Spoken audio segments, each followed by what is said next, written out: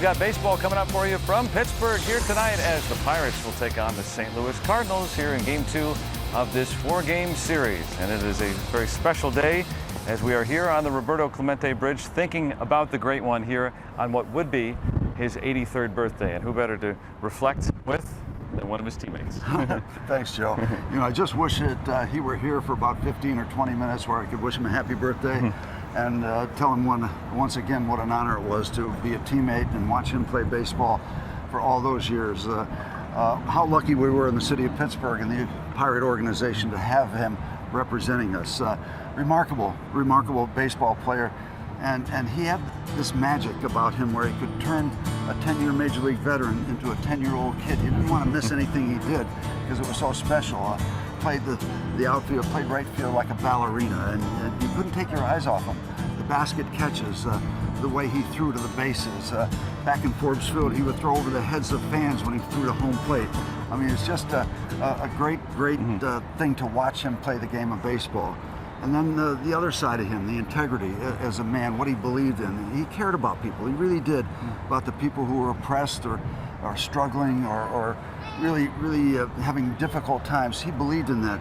And he did that. That's the life he led before the accident that took his life. So, so many facets, so many aspects in that World Series where he showed everybody around baseball what we'd seen for 20 years. That was his showcase. So when I look at this ring or I think about baseball in Pittsburgh, I think about so many people, but Roberto Clemente, exceptional. I think about him all the time, and his legacy, I think, lives on and on and on. And today, on his birthday, we reflect here on the Roberto Clemente Bridge about the great one, Roberto Clemente. And we'll have baseball for you coming up. The Pirates and the Cardinals right after this here on AT&T Sportsnet.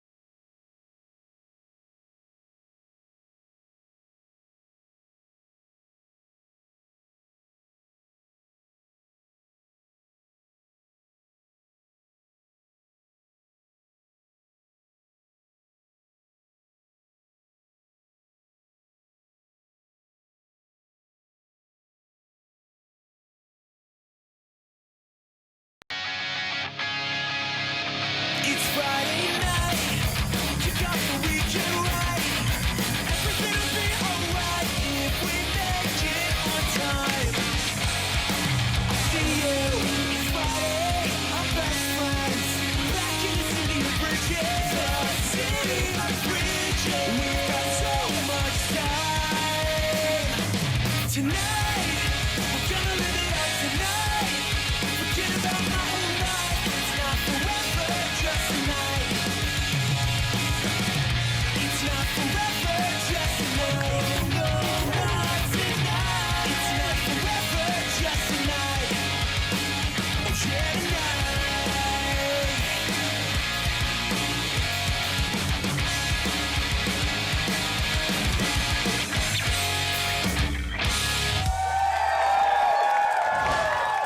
Friday Night Rocks is always presented to you by IC Light.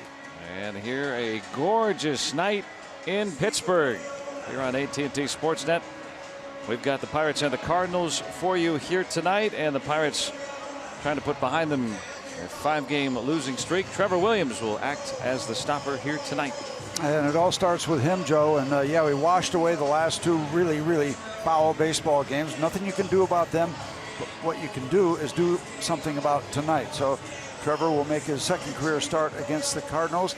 He's been very consistent for a young major league starter. You know, he's only got 5 wins, but the way he's pitched, he could have a lot more wins than he has. But that's the way it is. And his job and challenge is to keep this Cardinal lineup under control, this red-hot Cardinal lineup. With Matt Carpenter atop the order, Tommy Pham has a 9-game hitting streak. Paul DeJong has hit safely in 7 in a row, and Dexter Fowler has really taken to that cleanup spot. Molina and Jerko, then Grichuk, Garcia, and Martinez rounding out the St. Louis batting order.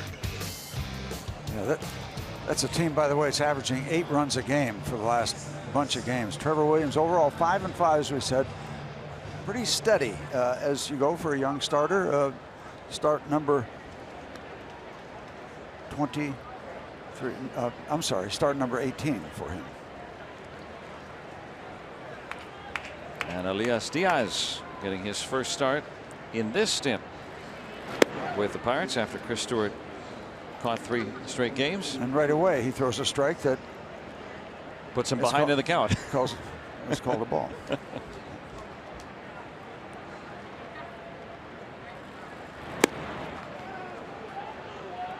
Pat Hoberg is the arbiter behind the plate tonight. And Tony Randazzo over at first base. Jerry Davis, the crew chief, there at second. Rob Drake is the umpire at third. Carpenter not afraid to work a walk. Williams. Okay, so we've evened up somewhat with the pitch calls. That strike is called a ball. Ball is called a strike. But we're even at 2-2 as the dust settles here in the top of the first. Williams in that last start not happy with himself after walking 4 batters. He said, I don't remember the last time I walked 4 batters in a start, but he also didn't want to give in some of those big Toronto boppers. So had some situations where there were some men on in key spots. And a young pitcher learns lessons. Throw strikes. Still only gave up 4 hits in those 6 innings. That was the battery yesterday evening. Jameson Taillon and Chris Stewart. And then rain delay after that, so Taillon was set down after those 5 innings. All things considered, it was not a very pleasant night at the ballpark. And down on strikes. Good start tonight for Trevor Williams. Amazing. Another pitch that missed the strike zone that became a strike. A Honda defense behind him. So far nothing yet put in play. David Freese there at third with Mercer and Harrison in the middle. Josh Bell on the other corner. Marte McCutcheon and Frazier left to right of the outfield. Elias Diaz. Another stint with the Pirates with Cervelli on the disabled list. You know, if I were Trevor Williams right now, I'd work the corners as best I can because initially he is getting some calls. And Williams can put it where he wants. Very good command. Despite that those 4 walks his last time around. Said some of that was just him nibbling, maybe being too careful, but that was by design because of the circumstance. He's just walked 35 in his first 18 starts. This is start number 19. Get that squared away. And Pham, one of the hotter hitters going right now, 9 straight. Top 10 in the league in batting average, and of course last night, if you were with us, hit one of the farthest home runs, especially probably the farthest home run down the left field line ever at this ballpark.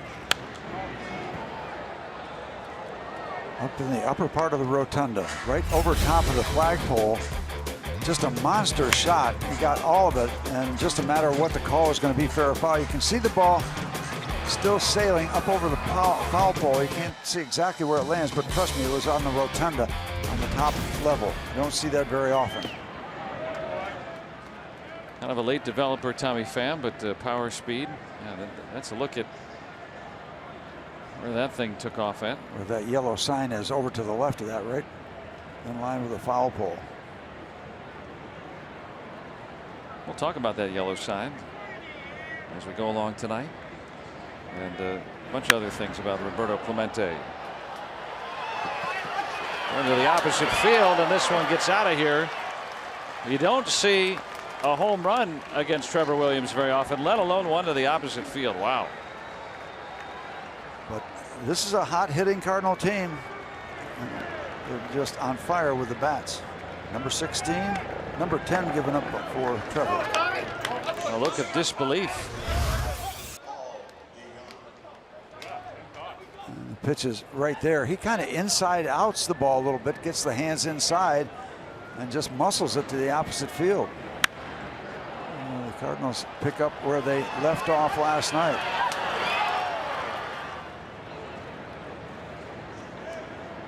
That just doesn't happen to Trevor Williams very often. He has the lowest home run rate in all of baseball since mid-May. He's been the best starting pitcher at limiting home runs out of everybody. So to give up a home run is a little bit shocking for him. To give one up to the opposite field, even more so.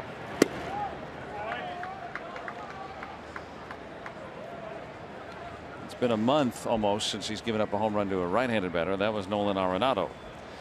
Well, you might have to start calling that left fielder for the St. Louis Cardinals Tommy Pham. Yeah, he's having a good year, very quietly. Could have a 2020 type season. Already with 16 homers now, 16 RBIs. This guy, Paul DeJong, a rookie that no one had on their radar outside of St. Louis. He leads the team in home runs now. He's hitting 7 straight. And as you're talking about, Steve, the Cardinals, they've won 9 of 12. They are averaging 7.5 runs a game. Well, I thought last night would have gotten them up to 8, but they're still under 8 a game, huh? Yeah. 7.5. Only 7.5. John Mabry, the hitting coach, are very happy to see the progress. For a team that very much built on pitching this year. Having more success there. So Williams rebounds very quickly. Gets another strikeout.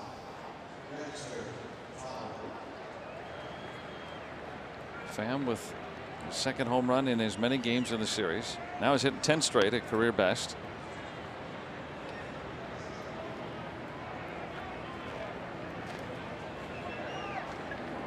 Dexter Fowler has hit well since assuming the cleanup spot. Don't really think about Fowler as a cleanup hitter, but 10 games since coming off the DL, 11 runs batted in, hitting over 450. And the first pitch delivered is another pitch outside the strike zone that is called a strike. So if I were Trevor Williams against lefties, I'd just polish that outside corner. He gets the line drive out, and that'll do it for the Cardinals. But I'd massage that outside corner if he continues to get strikes.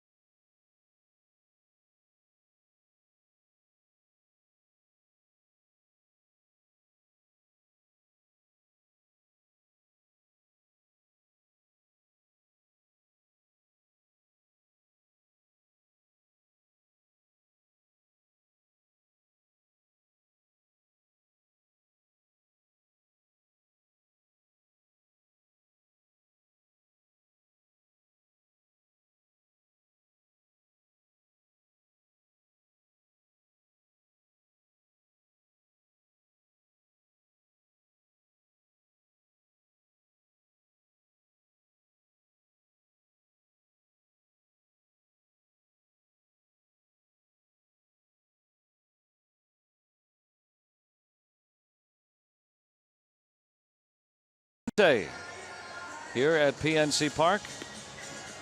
Originally dedicated during the 1994 All-Star Game, and a movement to retire his 21 throughout baseball. We'll see them again in Williamsport on Sunday as well. The RAV4 lineup for the Buccos here tonight. Starling Marte, who's hit very well against Martinez, and then Josh Harrison, 3 hits last night, as did Andrew McCutchen. Josh Bell, the rookie, cleans up. Freese and Frazier. Elias Diaz gets a start. Mercer and Williams, the bottom 2 in the Pirates order tonight. And they'll be working against right-hander Carlos Matias. Oh, I'm sorry, he changed his name. Carlos Martinez. As he makes start number 25. He's 9-9 with a 3.56 ERA. Out of Puerto Plata in the Dominican Republic. They're 25 years old, 6 foot, 200 pounds. Coming off a couple good years with the Redbirds. Lavender highlights. And ready to work.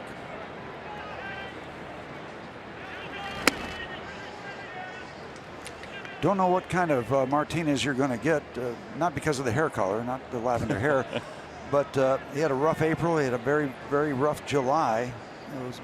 But when he's been good, he's been very, very good. He's capable of doing that. We've seen him pitch extremely well. 4-5 against the Pirates in first 10 career starts. Yeah, he's got the little lilacs coming out from the back there. Very nice highlights. He was blue-haired last time we saw him. Maybe that's just a fade at the latter part of the season. Go from blue to lavender.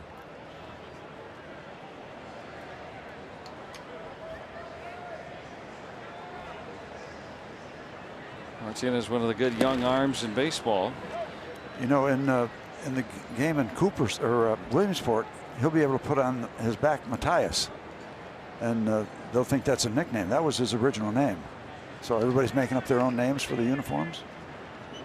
I don't know. I don't know what they've got for all the names, but yeah, the Players Weekend. I think his is going to be Tsunami, which I'm not really sure why either, but maybe a nickname or something. Everyone gets to choose the name that they have on the back of their special uniforms for Players Weekend. Yeah, and you guess, but if he had his original name, it might be what's that? What's that name? I think it'll be Yachty for Yadier Molina.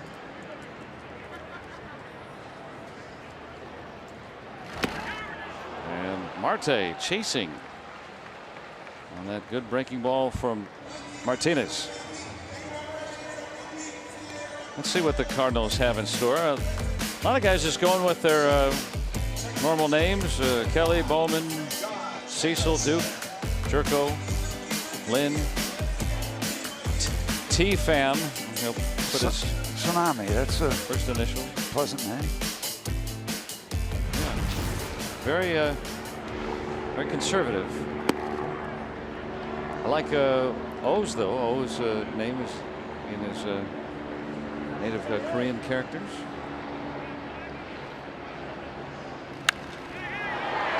Out to right and deep. And there it goes, a home run. Josh Harrison hits one to the opposite field. 14 for J.A. Just last night, minus a runner. New career high for Josh Harrison. And a quick answer for the Buccos here in the first inning. Did it last night, did it again tonight. Yeah, it works. Both home runs going to the opposite field. Pham going to the left, Josh going to the right. Dig your heels in. We might be involved in another one of those nights. It is a warm night. It has been humid today. It's been breezy. By the way, that's number 21 given up by Martinez. Didn't know if it had enough, but it's the Clemente wall. Honor of Roberto Clemente. Get out of here. So number 21, that applies. The one that's the number that Martinez has given up. His 21st home run over the 21-foot wall. It all fits. There's no coincidence in this game.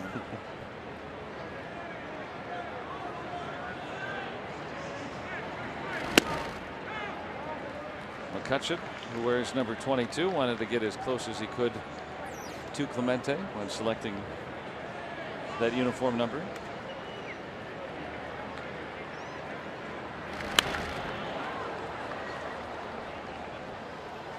Now 2-2 to him.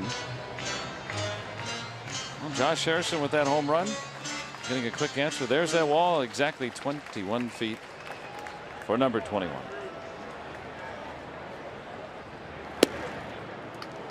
I'm glad it wasn't 23 or 24 with that ball Josh hit, but he got enough of it.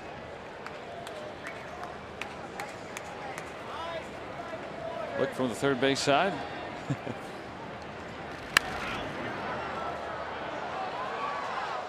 Well, Harrison with 14 home runs now, talking about how his thumb's been healthy since the tail end of last season, and really been able to hit the ball with more power. Past Martinez and off the mound, and DeYoung able to make the play. Yeah, with Martinez following through toward first base, that ball just trickling past him. We thought we had a chance, but DeYoung came in, made a good play on the ball, and just barely gets him. There's the opportunity. There's the good throw. The Pirates thinking about taking a look here. They're looking back, and they say, "Go ahead." Obviously taking a look, as Andrew stayed there. Just that close. Here in the first inning, got to be sure. Appeared like he was out by the height of his spikes. It's our Rivers Casino tips to win tonight, Steve. What you got? Well, keep on scoring. The Pirates, what, the last night 7 runs, the night before that 6. That's enough. And you need a better Bucco bullpen. You're not going to get a complete game. That's just not going to happen. So you got to get the guys to do what they're capable of doing, because we've seen them be really, really good right now. A rough patch, if you will. Very rough patch, if you will. Out to left, but right at Pham, and that ends it. So each team with a home run here in the first inning. Josh Harrison with his 14th and providing an answer on a night where we're thinking of Roberto on his birthday.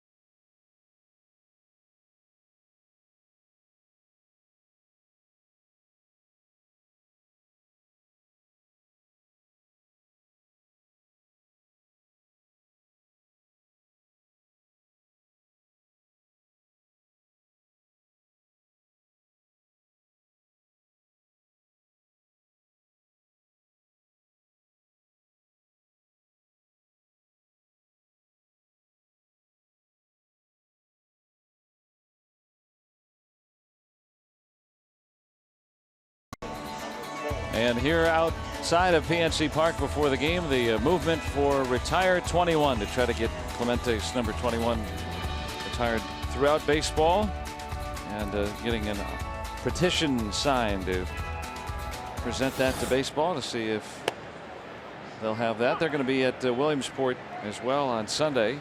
Trying to get some signatures. Well, I'll give you my position on that, and it's not earth-shattering.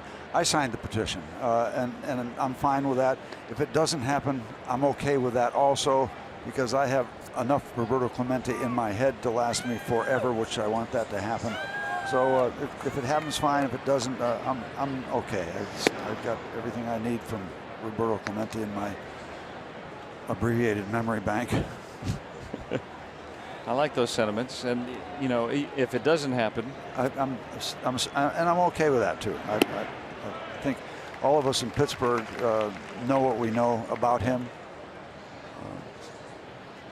I never realized what passion and obsession there could be at the major league level until I watched him play. Out toward the corner.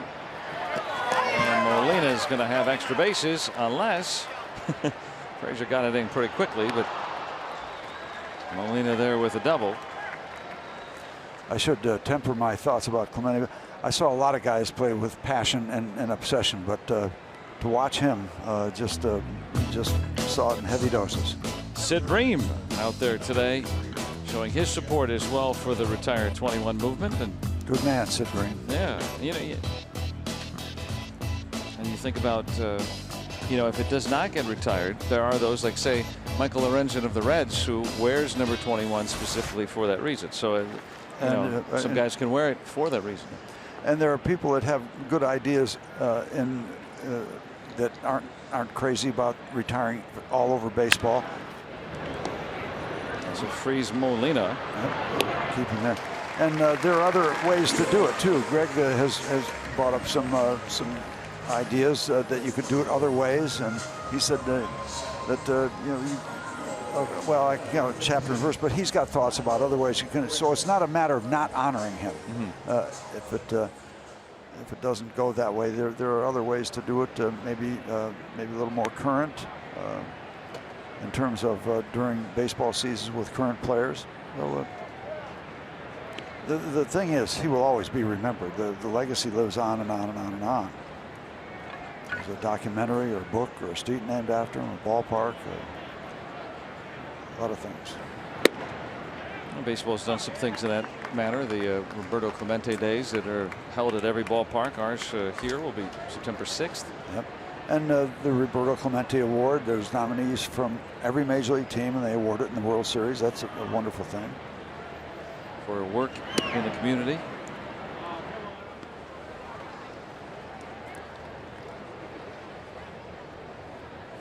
Andrew McCutcheon certainly. I believe he won it. Didn't he win it nationally a couple of years ago?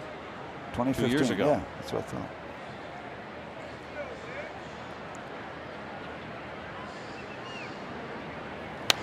And you talk to players from other teams that have won it for their respective team. I remember talking to Albert Pujols when he was a Cardinal, how much it meant to him to receive the Roberto Clemente Award representing the St. Louis Cardinals. A number of players who have won it in their teams. Very, very proud to have received that honor. There aren't too many guys that play baseball these days that don't know about his legacy. Pretty much everybody, I would imagine. Even though Roberto, his life predates everybody playing the game right now, which is kind of amazing to think about now. Kind of interesting too. There have been pitchers who have won the Roberto Clemente Award. It's not restricted to position players. I think Rick Sutcliffe was a recipient, and meant a great deal to him. I remember hearing Pete Toma talk about that, and it meant a lot to Rick. Maybe as much as the Cy Young Award, which is strong stuff.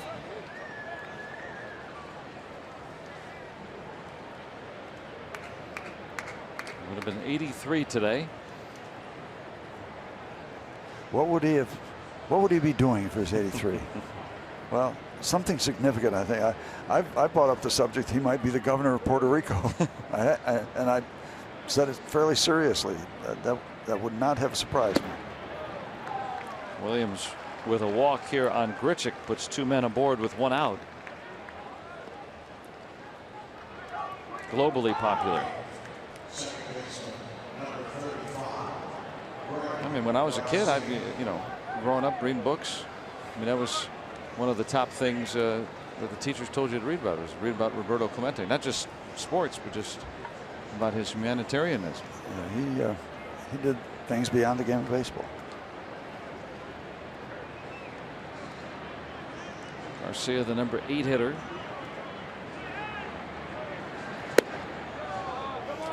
Saw a little bit of a flinch from Pat Hoberg. Thought the right arm might go up.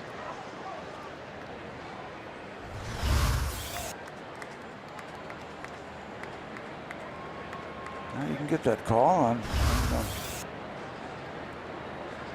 occasion. Garcia, a late addition to the lineup. Colton Wong, who has been swinging a hot bat, a hip concern, having him scratched from the starting lineup, but he is available tonight. A couple of frustrating pitches in terms of results for Trevor Williams. Right on the bottom edge of the strike zone. You figure you'd get 1 out of 2, but he got neither one of them.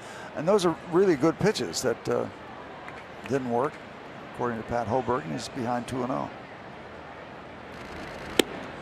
That's where he's trying to put it. Very good command.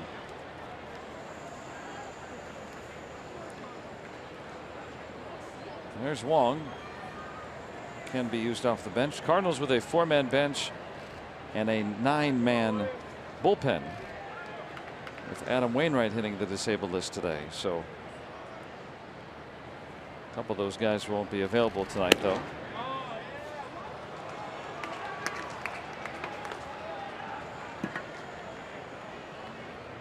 Now behind 3-1 with the pitcher Martinez next. And Martinez can handle the bat. He's got 9 RBIs. He's not that automatic out.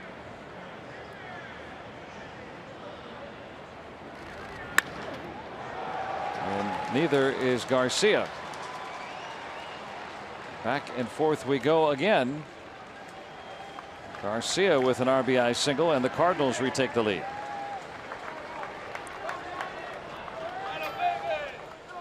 Fourteenth run batted in for Garcia.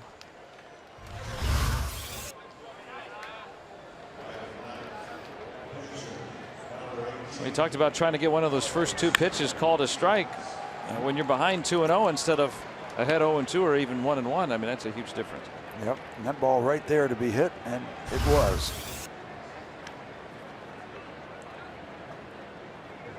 So with 1 out, are the Pirates not expecting a bunt with Freese deep?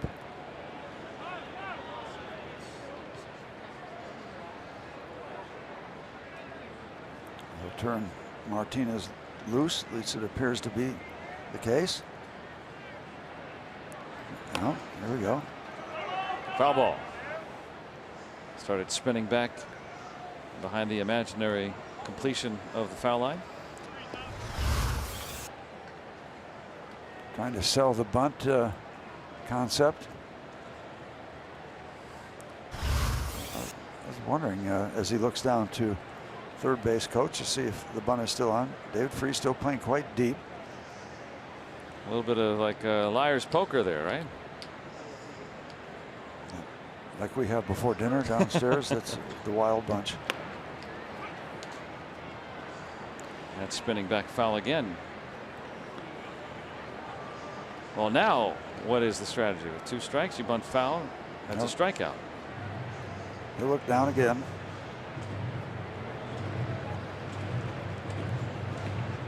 Mike Schoch, the first base or third base coach.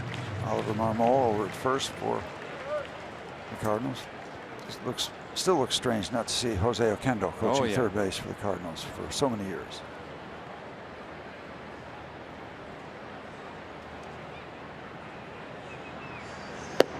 Strikes him out. So took the bunt off. Williams gets the strikeout anyway. 3 strikeouts for Trevor Williams.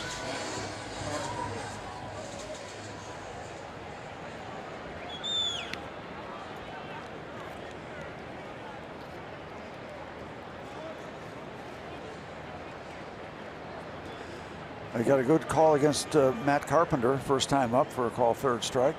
Start off the ball game. Needs to get him here again to prevent further damage. 291 with runners in scoring position. This is what Williams did well in his last start, though. He gave up 4 runs and 3 earned in those 6 innings. He was in trouble a lot. There were some walks, 4 of those. There was a couple hit batters, and he was facing that top half of the Toronto lineup that really anybody very capable of hitting the ball out of the ballpark. You see the line there. This lineup very similar in the sense that 1 through 7 all with double-digit home runs, and it's very difficult to pitch around these guys. And Carpenter has hit the 2nd home run for the Cardinals tonight, and that is a crushing shot. A 3-run 2-out home run by Carpenter, his 16th. The Cardinals are on an unbelievable roll, and the Pirates are catching them at absolutely the wrong time.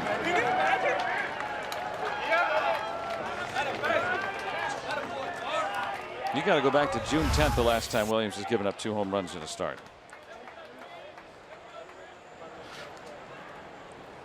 Coming in the leader, and this is what he was trying to avoid against Toronto with men on, is that big blast.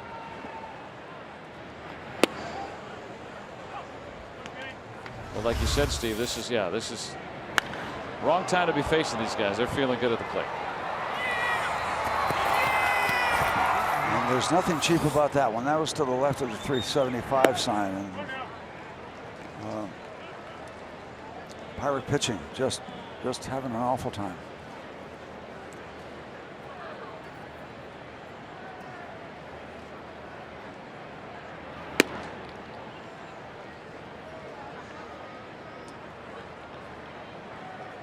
Five runs here as we play with 2 outs in the 2nd, and you want to get as much as you can out of Trevor Williams. At this point, you want innings to maybe save some arms in the bullpen. Stephen Brawl was just brought up.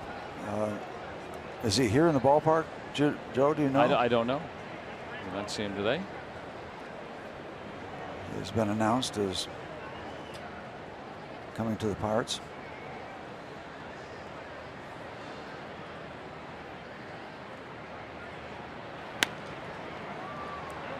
He didn't make a bad pitch on Carpenter, but sent it out there. There's Brault, whose scheduled day to start was today, so available for some length if needed. No, Stephen, 5 runs in the first 2 innings. Don't get too far away from your glove.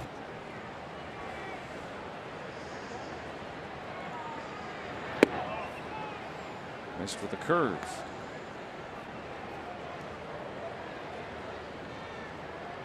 A 3-run 2-out home run by Carpenter, adding to the Cardinals' lead.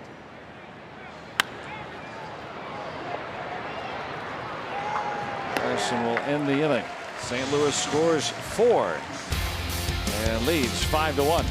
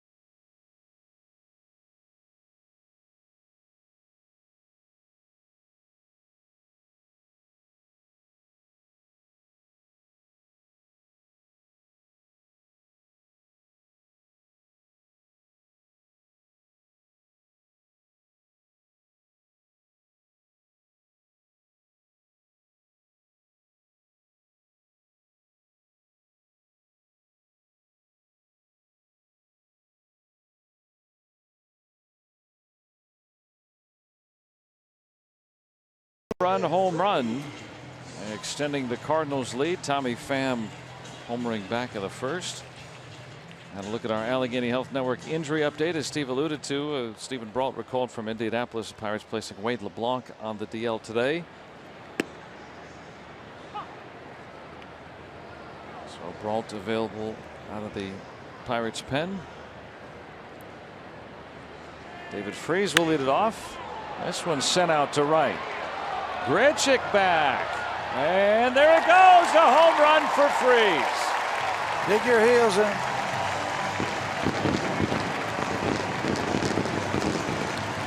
Number 9 for David. Number 22 given up by Carlos Martinez. And Friday night rocks, and we got the Wild West going on, or the Wild Central going on tonight.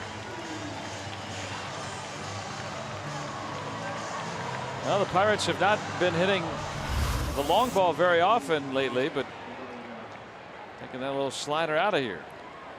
That's kind of his signature direction.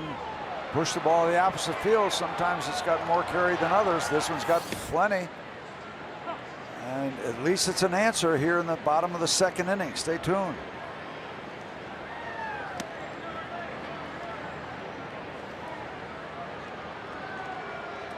Uh-oh.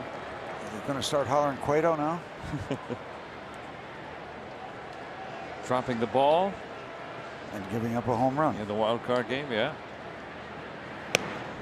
Is it Russell Martin? Russell Martin. Yeah. Carlos. And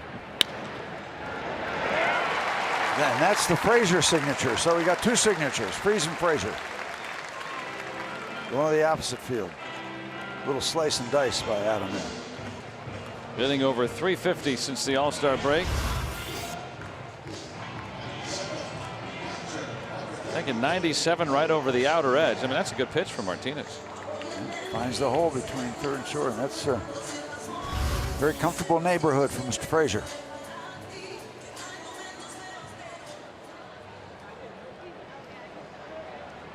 Freese with a leadoff home run against his longtime former team. Frazier with 8 steals.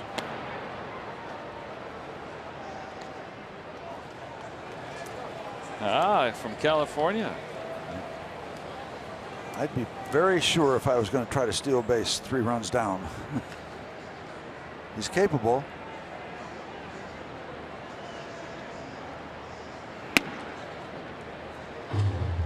Elias Diaz.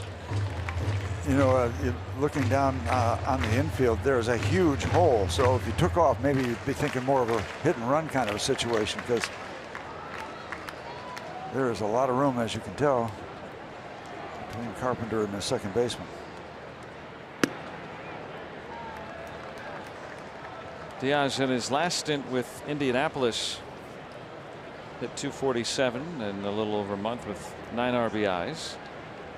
But was hot last couple of games. Had 5 hits in those 2 games.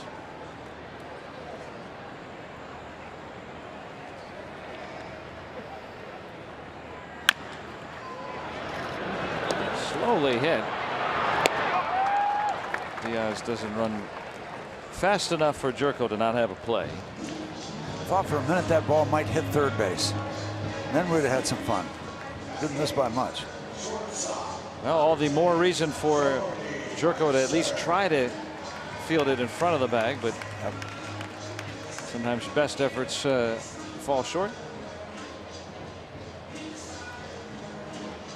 Good message to the youth players out there. Try to field it in front of the bag. Now Jordy Mercer.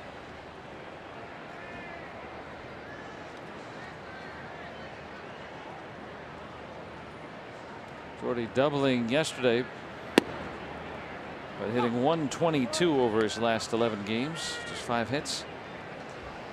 That kind of, you know, the dog days of August, right? There are, you know, pitchers, hitters. Some guys start to appear fatigued.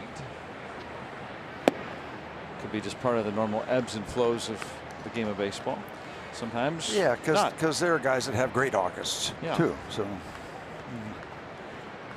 it's a convenient explanation. Yep. But it you know, some guys, usually the guys that, you know, maybe younger guys that aren't used to playing 160 games. Yeah, position players that you know, don't play any games in September for most of the time until they get there. Oh well, we got another 25-30 games here. Hold on. And usually games that carry quite a bit of gravity to them too, which can be something new.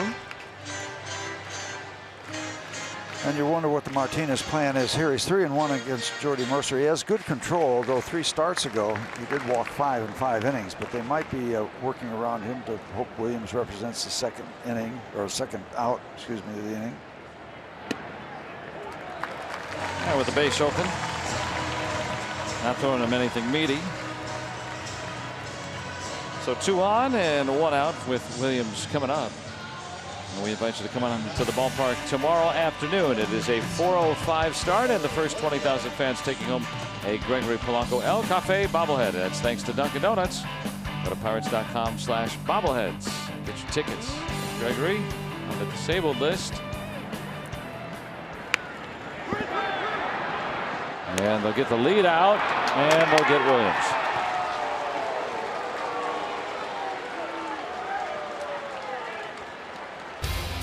And that ends it, and the Pirates get the run on the Freeze home run.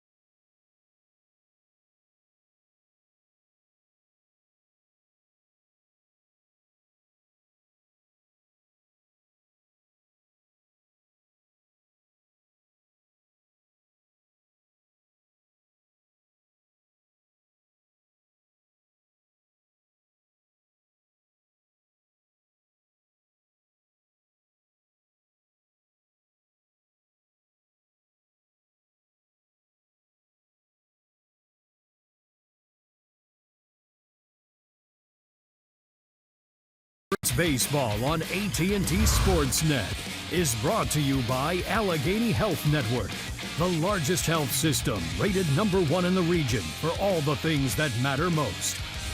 And by Kenny Ross Subaru, total confidence pricing. Let's go Bucks!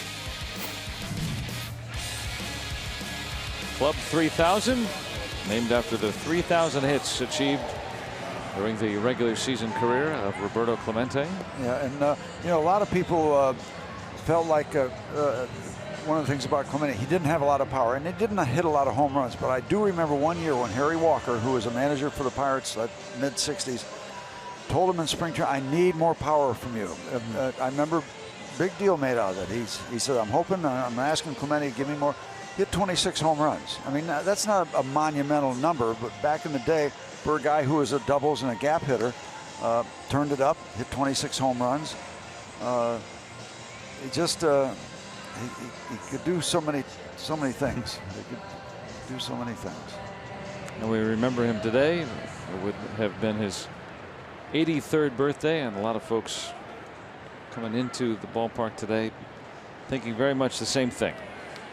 And here, looking at Trevor Williams.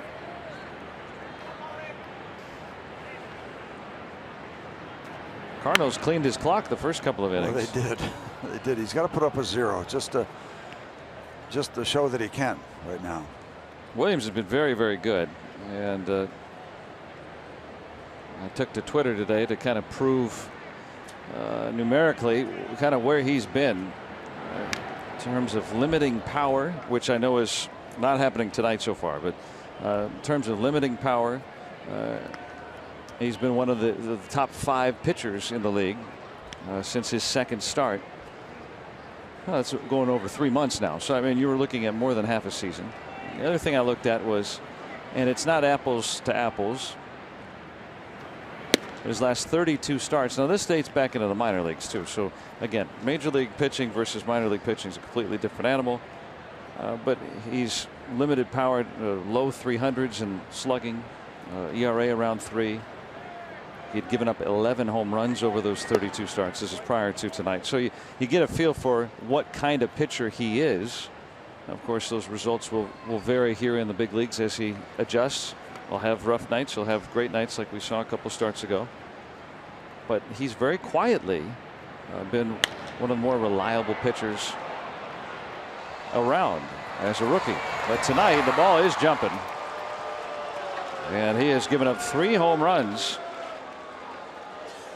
Williams gave up 4 home runs total in 16 starts.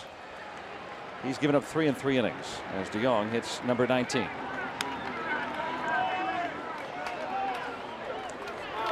This has been the exception to the rule. And it is alarming. And the bullpen is going to be activated for the Pirates.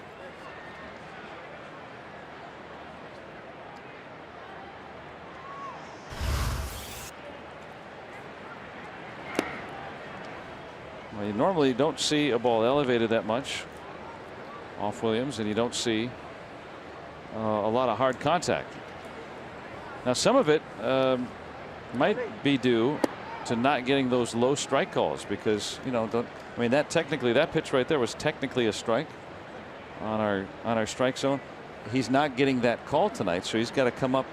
That was technically a strike. That's exactly where he wants to throw it, just barely nipping the zone. Got to bring that pitch up a little bit, right? And now we're seeing when the pitch is elevated, even in that bottom third of the zone toward the middle, it changes the Cardinals' abilities. And tonight it feels like it's a good home run hitting night on both sides. And he's getting tattooed. He is. Yeah. And in spite of all those things, but you're right. I mean, he has created a resume that isn't just happening tonight.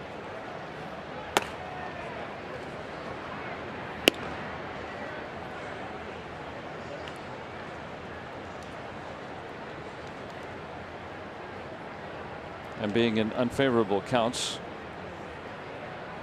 does not help. Yep, it's all added up into a very difficult start for him. Second walk issued by Williams.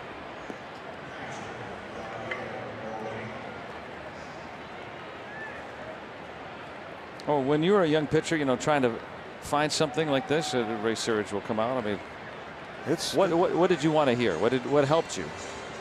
Well, in this kind of situation, just the coach coming out, okay, let me catch my breath, and believe me, if I'm talking like, I'm all ears. I'm looking for something that is going to work, and it might be, as you say, just one of those nights. It might be because we've seen him pitch extremely well, but it's just not happening for him tonight for those combinations of factors you're talking about. But you run into a hot hitting team, and sometimes it's not just singles they're hitting. They're hitting the ball. You're getting it elevated. They're getting under it, and the ball is flying over the fence. And I don't know if it's the same. It's not much of a different lineup than last night. I looked at the lineup. And I said the home run numbers for everybody adding up. I said they had to be second, third in the league. They're 11th. This is where the home run deal is going this year. Yeah, they're like 11th in the National League. And look at the numbers: 15, 15, 18, 15, 14, 16, 15. The first 7 guys. I mean, that's a lot of home runs in a single lineup. But they're 11th in the National League. Yeah, that's speaks to the kind of year that we're seeing. This will be the most home runs ever hit in a baseball season per game by a large margin. And that's what's made Williams' numbers coming into tonight so eye-popping, is that he's been able to limit the home runs. I mean, we talk about Garrett Cole giving up 26 home runs this year, or Carlos Martinez, the starter for the Cardinals tonight. He's given up 22. And Williams had given up 4 over 16 starts. There's Cole, and now Cole's still been effective, but you know, he's been stung by that long ball. Very few pitchers have avoided that. But Williams, until tonight, had been the best in baseball since mid-May, over 3 months. But running into the Cardinals again, the last dozen games averaging 7.5 runs a game. They're almost there here in the 3rd inning. Molina doubled his last time, hit one into the right field corner. There's 2. 35-year-old catcher.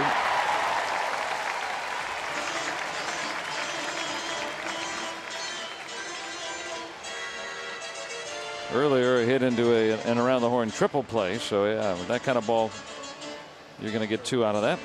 You just need another man on base. Williams trying to prevent that.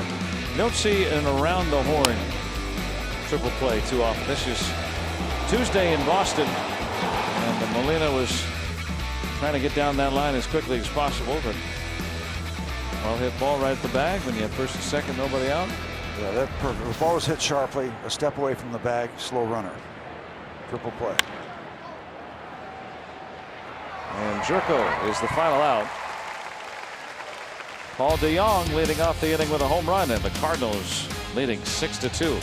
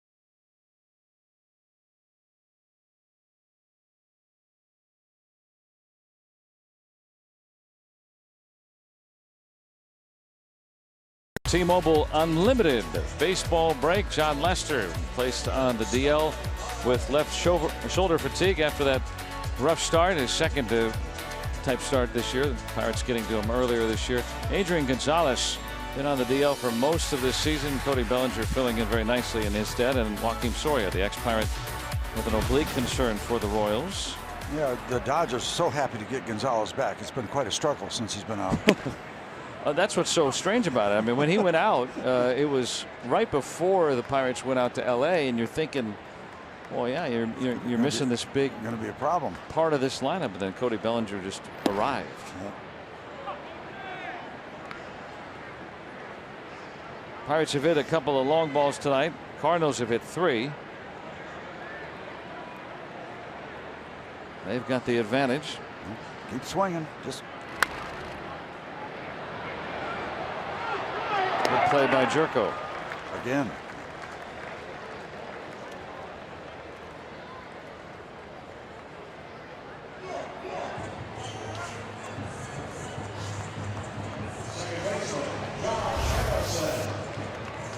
Well, he knows he has to hurry with Marte. Plenty of time. Nicely done. Good technique.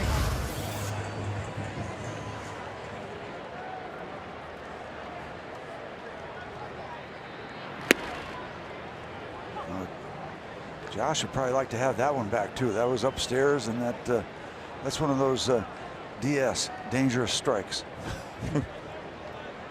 Look at the lowdown, and JD Martinez out of the lineup for the Diamondbacks tonight. Andrew Miller back for Cleveland.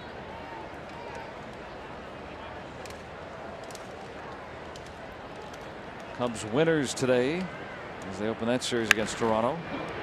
Foul ball.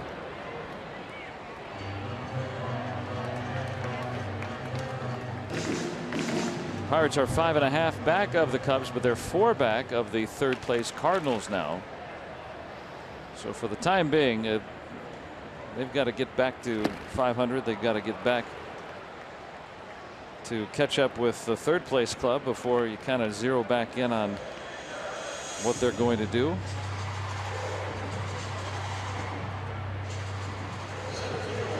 Different story if you got just you and the leader. If you're the second place ball club, 5.5, you feel a little bit differently, but having to climb over 3 clubs right now. It's hard to figure that 3 clubs are going to get all cold at the same time. But you've got something to do. You just got to be really hot. Yeah, well, that'll negate that, right? You got to do it head-to-head style to some of these guys.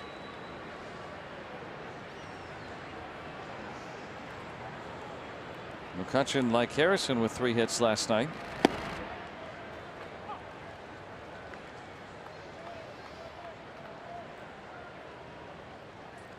Fourth all-time on the Pirates' career home run list. Yeah. Anything up in the air, you flinch tonight. 1-2-3 inning for Martinez, working with a 6-2 lead.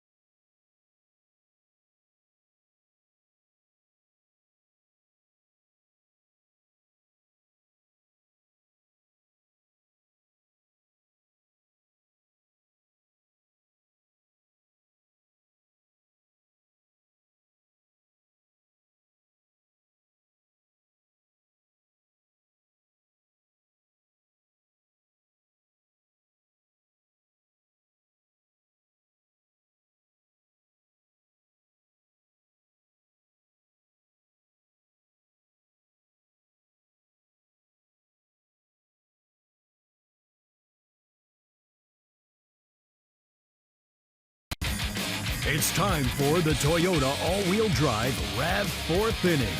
Toyota, what drives you? Here on this Friday night, Pirates have to fight from behind here after the early innings. I think I'm going to get one of those headbands like that with a little bow on it. I think it'd be very stylish. You would definitely stand out. Yeah, folks keeping the faith. Yeah, the way the ball's jumped out of here tonight, we've already seen 5 home runs, 3 for the Cardinals, 2 for the Pirates. Williams uncharacteristically allowing 3 home runs. Running into a hot Cardinal lineup right now. Yeah, you talk about the Chad Cools and Trevor Williams of the world. They're learning, and there's bumps along the way. When you're a young major league pitcher getting started, one of the things you're going to have to keep track of. We'll talk about it after this pitch downstairs. As a young pitcher, when you have a start like this, if you stick around for 10 years, and that's a good career, you will win 2 or 3 or 4 of these kind of games. You got to learn that they're not all completely gone, that this ball game is not completely gone. Most of the time, you know, it's going to be tough to overcome this kind of a start. But there will be, if you stick around the big leagues long enough and start enough major league games, you will win a couple, 3, 4 of these ball games. Doesn't seem like much, but that's why you don't give up. You don't cave in. And Trevor Williams certainly not quitting now, but got to keep that in mind. Hey, this ball game, this baseball game is not over. It's tough. Looks really difficult right now, but you're going to play 9 innings, and so you're out there to do a job. Tyons had a couple of those earlier this year, where got hit around pretty good, but give you as many innings as you can and see what happens. Well, no one there to back it up, but Grichuk not going anywhere beyond first. That was the only hope there for David Freese. David Freese did not have a play there. Yeah. Well, let's go back to our studios. Check in with Rob King with the game break. The Cubs hosting the Blue Jays this afternoon. Wrigley holding on to a 5-4 lead in the bottom of the 8th. 1-on, 1-out for Javier Baez. He goes deep to left field, a 2-run shot, becoming the 5th Cubs player to 20 home runs this season. The Cubs go on to win 7-4, guys. They have now won 4 of their last 6. So the Cubs, after nearly coming from behind down 9 runs yesterday to the Reds, today beginning that series with a victory over Toronto. And anybody but Javier Baez. He's a difficult player for me to root for. I'll put it that way. Is it because of his flashiness? Oh, free swinging. That's a nice way to put it. His Yeah. flashiness. Yes, Yeah. it's part of it. I think that's something that we see way more of than we used to as young players, even guys just coming up. In fact, posing for a home run. We saw that with DeYoung last night. Ended up costing him a base and maybe his team a run. Whereas maybe it was reserved for the game stars, those who had proven themselves a little bit later on in their career before they kind of showed off a little. Well, a lot of your good players exhibit a great deal of professionalism on the other side of the spectrum. The expectations are changing, I believe, as it does with every generation.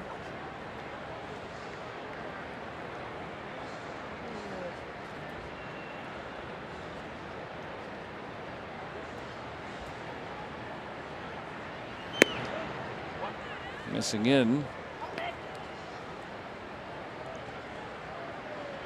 The Parrot always exhibiting professionalism. Very much so. He was kind enough to join us down at the 65 Roses reception, supporting cystic fibrosis research tonight. Always doing a good job, Mr. Parrott. Never much to say, but always a good supporter. Speaks volumes without saying much.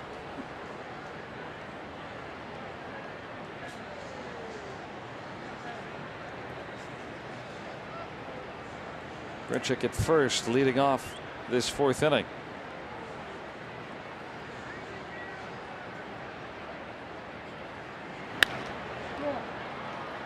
Toward Marte and out of his reach into the seats.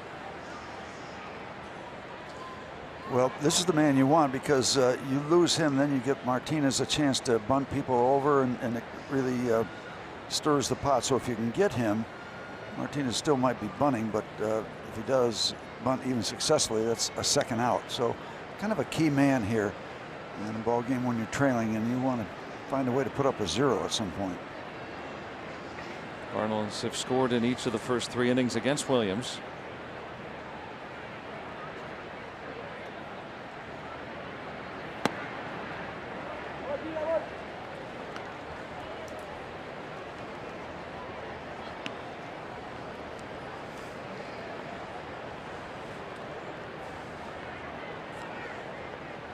And if he doesn't get him, then I would expect the leash to be significantly shortened.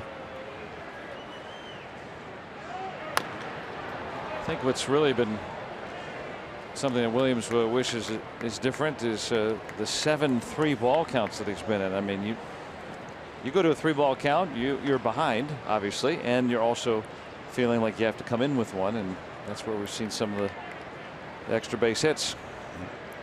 And here he is working in the 4th inning with nobody out and getting ready to throw a 77th pitch.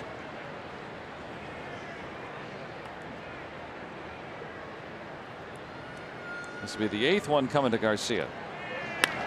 Grichuk running, and Mercer vacating his spot to cover the bag.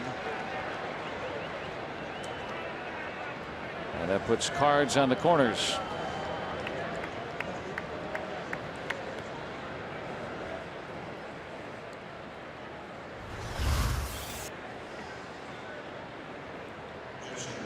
Not a bad location, down and away, just goes with it. Good hitting, and there's only so far you can go with Trevor Williams tonight, and that's going to be as far as you can go with Trevor tonight.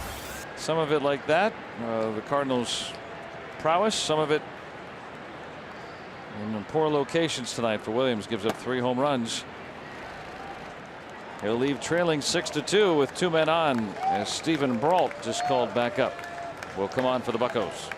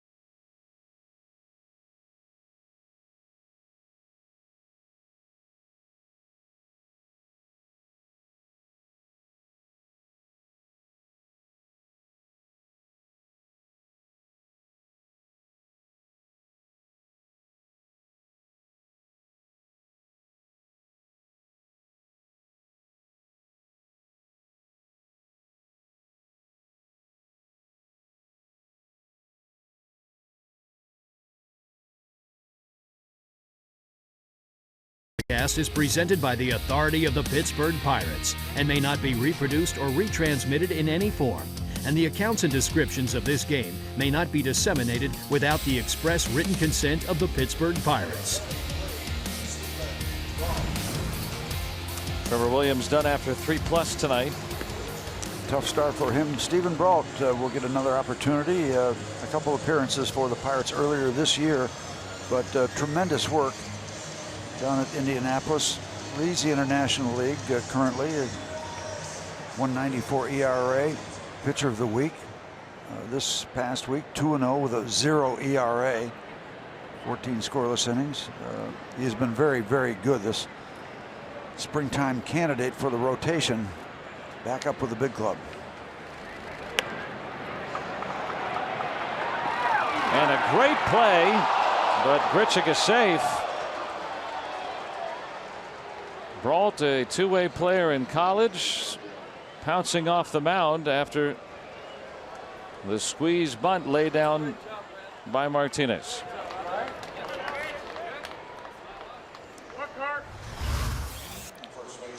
It was just a beautiful bunt. You know, a squeeze play usually doesn't have to be very perfect, but that one did have to be perfect, and it was. Takes the backdoor lane. Brault trying to just push the ball into Diaz.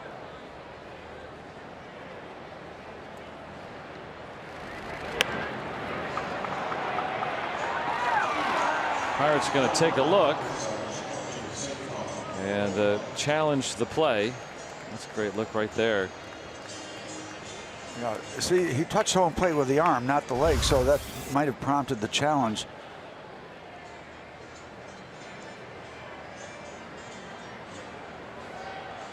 Brault taking that little peek over to third prior to that ball. Everybody watching on the scoreboard here.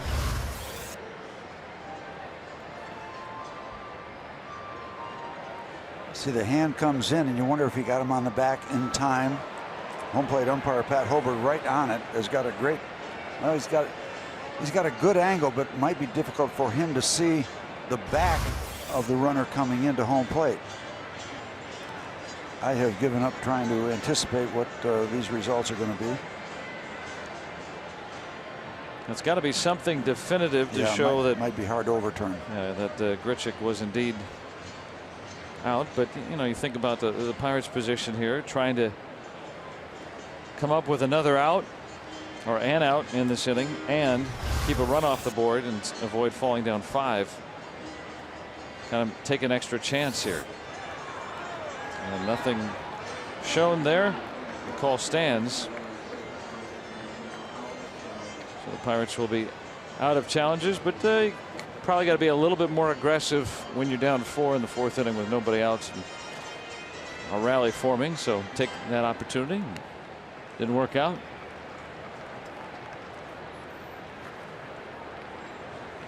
Martinez gets it down. And gets himself, what, his 10th RBI? 10 RBIs for the pitcher. And still nobody out. It is a 7-2 ball game.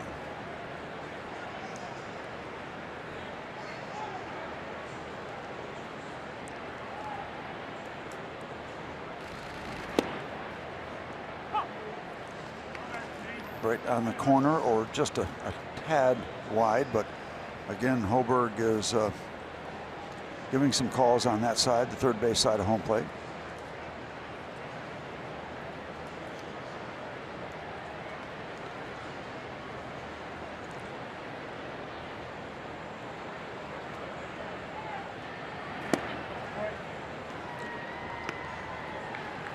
Interested to get a look at Brault. And he'll get likely some extended work tonight. Brault was going to go in Syracuse tonight. Much rather pitch in Pittsburgh. Yeah, his night to pitch, just run him out there. If he gets outs, keep running him out there. Same thing happened to Cardinals last night with Adam Wainwright. They knew he wasn't. In that case, they didn't know that, or they knew that he wasn't right.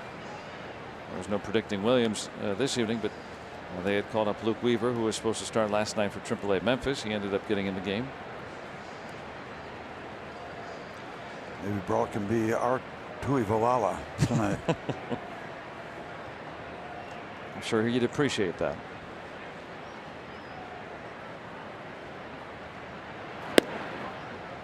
Well, that's been a position of depth for the Pirates this year. I mean, you detailed Brault's great success. There's been little to no need for him. You know, Tyler Glasnow, since he's gone back down to the minor leagues, he's pitched very, very well, and by all the reports, doing some of the things that the Pirates want and need him to do at the major league level. He hasn't come back up because there hasn't been that need. So there is that thought that you know, the Pirates rotation has been pretty solid. And tonight accepted, of course. And what happens too when you're tearing it up at AAA ball? When you come up and get the opportunity, you must throw strikes. You must throw strikes. No matter what success you've had down there, you've got to show them that you're able to throw the ball in the strike zone, on the corners, and not walk people. He's gone full here on Carpenter. You don't want to show him, you know, that you're pitching scared or that you can't command the baseball, right? Yeah. I mean, okay, yeah, he was tearing up a AAA ball, but if you can't get the ball over the plate, you can't help us. So you got to throw strikes when you get the opportunity. Doesn't mean that you can't walk somebody. It happens to everybody on occasion, but you are under the microscope when you come up from AAA, whether it's your first time, second time, or whatever. You can't get the reputation of being a nibbler at the big league level.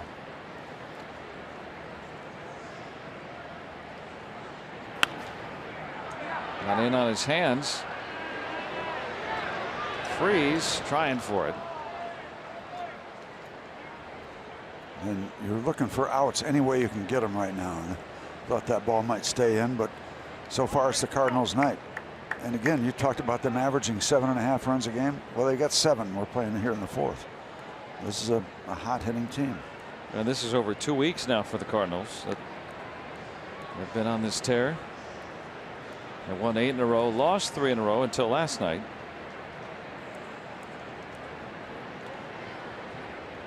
But even in their losses, they scored some runs up in Boston. Oh, yeah. Yeah.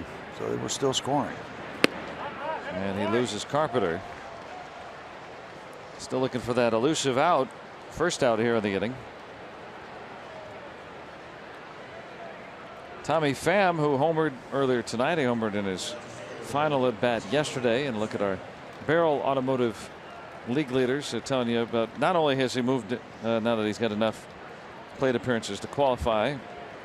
He's moved into the overall top 10 in batting average in the National League, but on the road doing even better. Only 4 others with a better road batting average than Tommy Pham.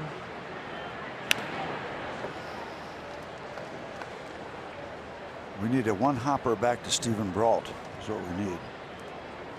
The old 1-2-3. The old easy as 1-2-3. He's hit into 12. He leads the team. And bouncing into double plays. It's not because of speed, it's because of how hard he hits the ball. It's hard to say we'd give up a run for 2 outs. Hard to say that then, because we run number 8.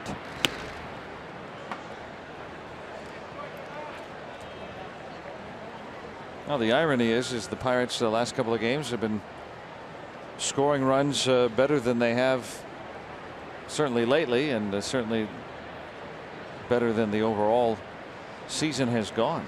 And it's been 2 nights where the pitching hasn't been there, where the pitching has been kind of the hallmark of this team. It's been decent all year. This is a very difficult situation. Brault has been tearing it up, but we walked into a difficult situation with people all over the base paths. Coming in mid-inning. Mid-inning, hot hitting team. I mean, this is not the easiest way to get back up here. But he can show you something if he absolutely pitches well, right? Yeah, you look at it as an opportunity.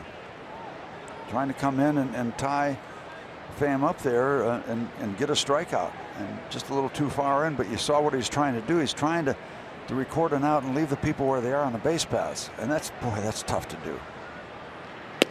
And he doesn't want to put any more runs on Williams's ledger. One of the 2 inherited runners have come across. He and Williams very good friends, coming over from other organizations. He's got a tough pitch to make because he's got to come into the strike zone. This plays into Tommy Pham's hand in terms of advantage. We'll see what happens. A hard hit ground ball. Freeze somehow gets it out of that. I thought that was ticketed for left. Good play by Freeze. Garcia though scores 8-2 St. Louis. That tells you how hard it is to get an out against these Cardinals right now. Yeah, on. You want a hard hit ground ball, but you want one right at somebody. Freeze able to get that one out. And that's a veteran play. You know, inning is spiraling. He knows there's only one play to make. Yep. DeYoung homered his last time.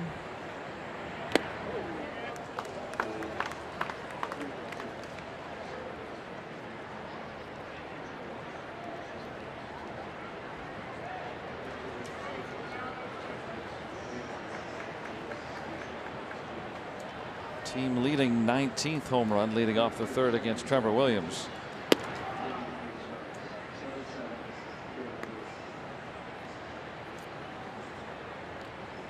Seemed to come out of nowhere. He's not one of those guys that these days several outfits have all the rankings and everything like that, and you seem to hear about guys 2 or 3 years before they get called up. DeYoung flying under the radar as a 4th round pick 2 years ago out of Illinois State. I tell you, he does not get cut short on his strength of swings. They signed Johnny Peralta to that rich multi-year deal. They cut him free. Aledmys Diaz, who broke onto the scene last year as their shortstop, got sent to the minor leagues, and DeYoung has just taken the job and flourished.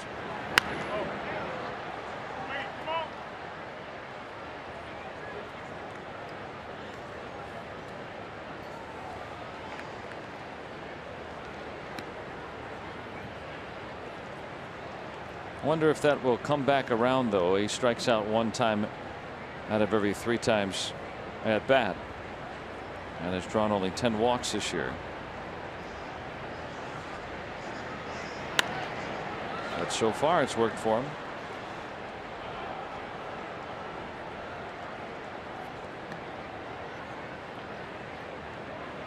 Brault came on after Williams allowed 2 singles to start the inning.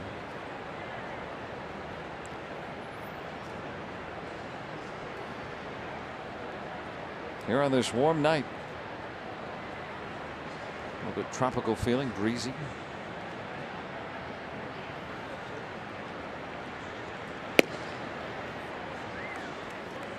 Kind of an interesting configuration defensively for the Pirates with Mercer and Harrison and Bell in. David Freese playing a little deeper. Right-hand hitter. Saw that last night for the first time. I think got a pitcher running, so you're in quite a bit. They did that last night for a righty batter too. I forget the exact situation. Was the pitcher running at third though? Yeah, I don't think so. Yeah, because Martinez doesn't have any speed. You might be able to give a little bit of ground. Is that the idea? Maybe you play a little farther back? Well, why not everybody then? Yeah. Because the other 3 guys are in, and David's the one that's deep. Yeah, you buy yourself a little bit better chance, right? The farther back you are.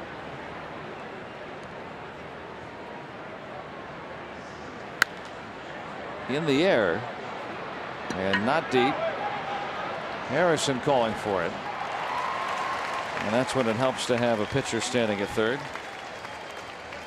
Well, nobody was going to go there.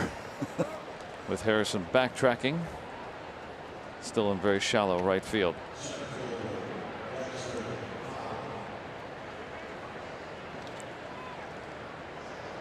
Brault needing 8 pitches to get through DeYoung. He's thrown 23 here in the 4th. After coming on in relief mid-inning. 2nd and 3rd for Fowler. He's hanging in there trying to limit it to 2 runs here. And he'll get that done. Hopefully. And he does. The 2 runs assessed to Trevor Williams. Career high 8 across earned for Williams tonight.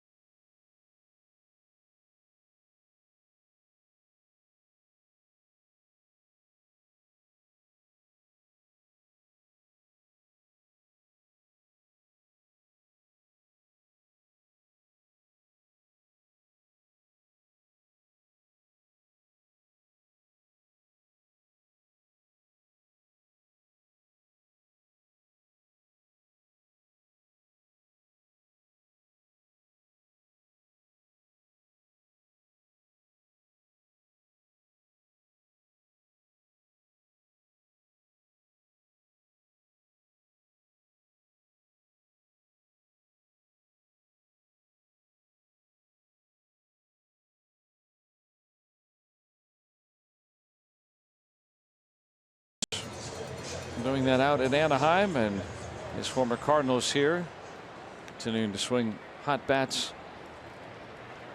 here in Pittsburgh. On our UPMC scoreboard, 8-2 Cardinals here in the 4th.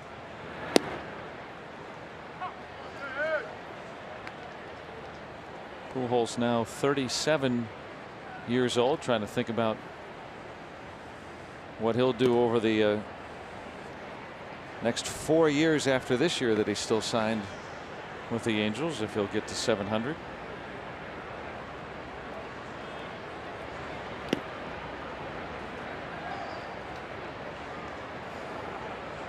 Just a gorgeous night.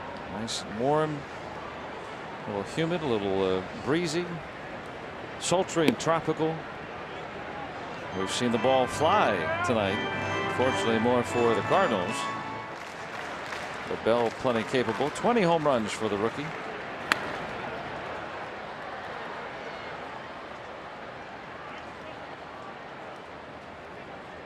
Six shy of Jason Bay's team rookie record.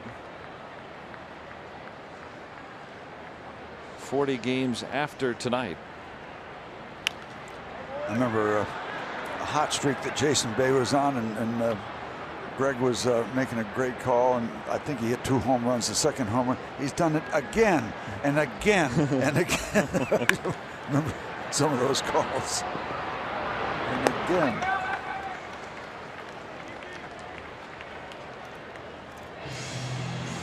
Bell retired, and MLB.TV. Every night, every device, you can watch every out-of-market regular season game live. Plus, get a free subscription to At Bat Premium, the #1 app for live baseball. Blackout and other restrictions apply. Visit MLB.TV. Again and again. And again. Feel free to visit all you want. I've been to that tie-dyed, to that establishment down in New Orleans. What a great shirt that was. That's fun. Why do you spill all that stuff on it then? You get great jazz music down there. New Orleans? At Tipitina's. That's part of the list of the things down there. Deep in the hole. Let's see DeYoung's arm. Plenty there. Hey, Joe, I want to just give a special shout out while we have a moment to a young man that I had a chance to spend some time with out in the South Hills. He's gone through several medical challenges. He's 7 years old. Levi Large. His last name is Large. Levi. A lot of friends gathered around to give their support and let him know that they care about him. Levi, it was a treat to meet you out in the South Hills. Fine young man. He's tremendous courage, and just wanted to give him a shout out and let him know we're thinking about him. And Pirates going to try to win a ball game for him. Levi is he's a 7-year-old champion. So good to be with you, Levi. Let's see if the Buccos can have their biggest comeback of the year for him tonight. Martinez so far has sent down 7 in a row.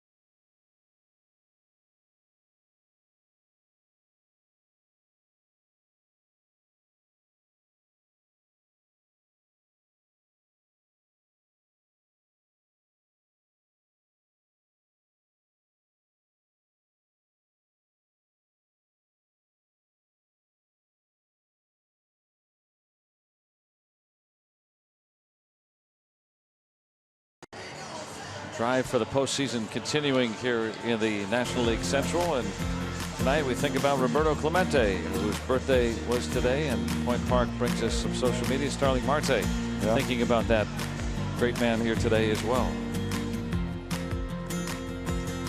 And that's some pretty good penmanship. From the Clemente Museum, which is a great place if you want to learn more about Clemente and spend some time around that whole atmosphere. It is absolutely phenomenal.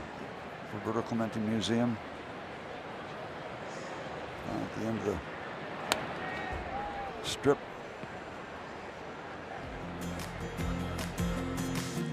Richard showing that picture in West Virginia, meeting the Little League All-Stars. Wow, back in 64. 1964. He was great with kids, very comfortable. You know, he didn't suffer fools, so you had to have your act together. But I think he was very comfortable with the kids. You see them come into the clubhouse, and if you wanted to see him as an adult or professional, yeah, he was fine, but it was kind of business. But you could see him soften around the kids, and it was just great to see that side of him.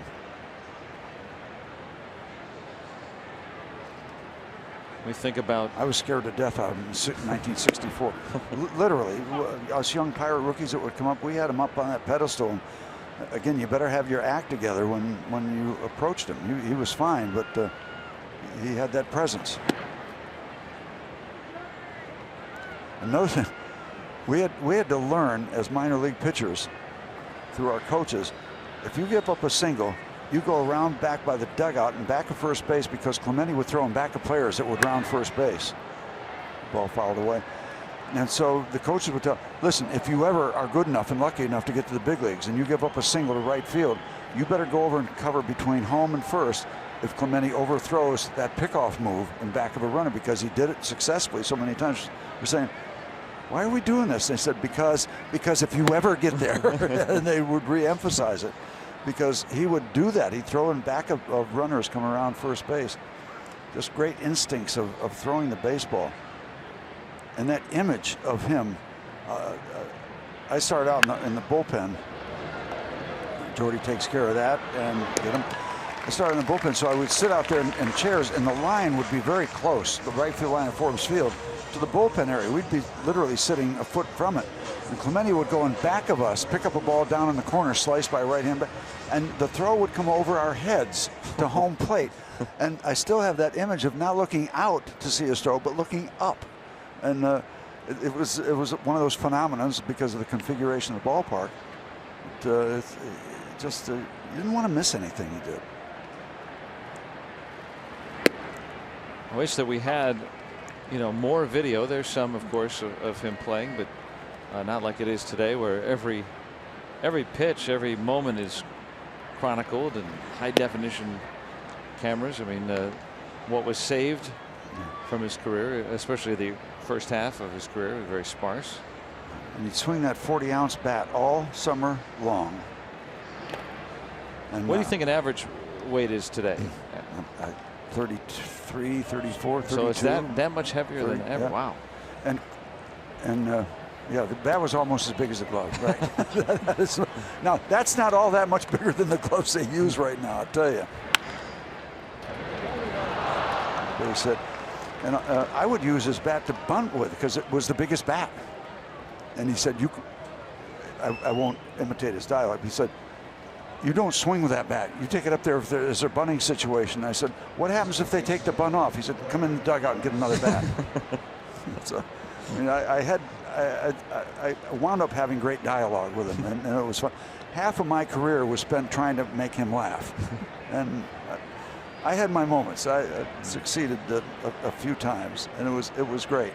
I got very comfortable with him.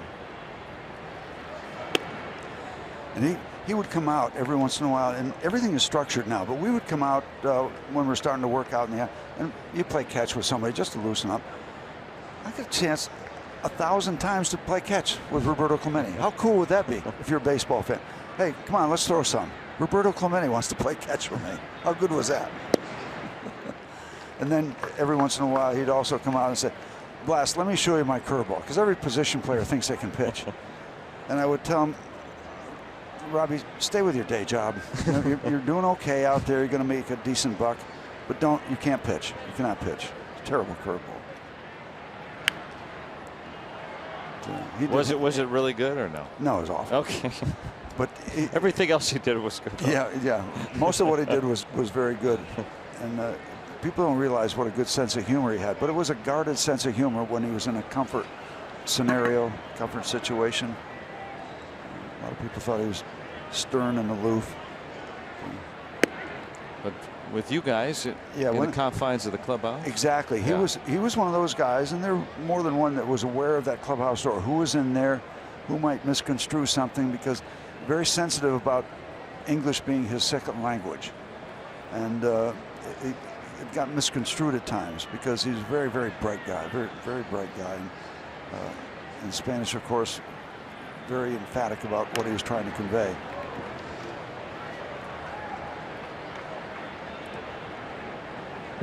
Think about some of the greats. Oh yeah, to play with the Clementes and Stargills and Mazarasis, Hall of Famers. They're pitching. They got Maz at second, Stargill at first, and Clemente in right. I mean, how good is that? They haven't even come up to hit yet. They got the gloves on there.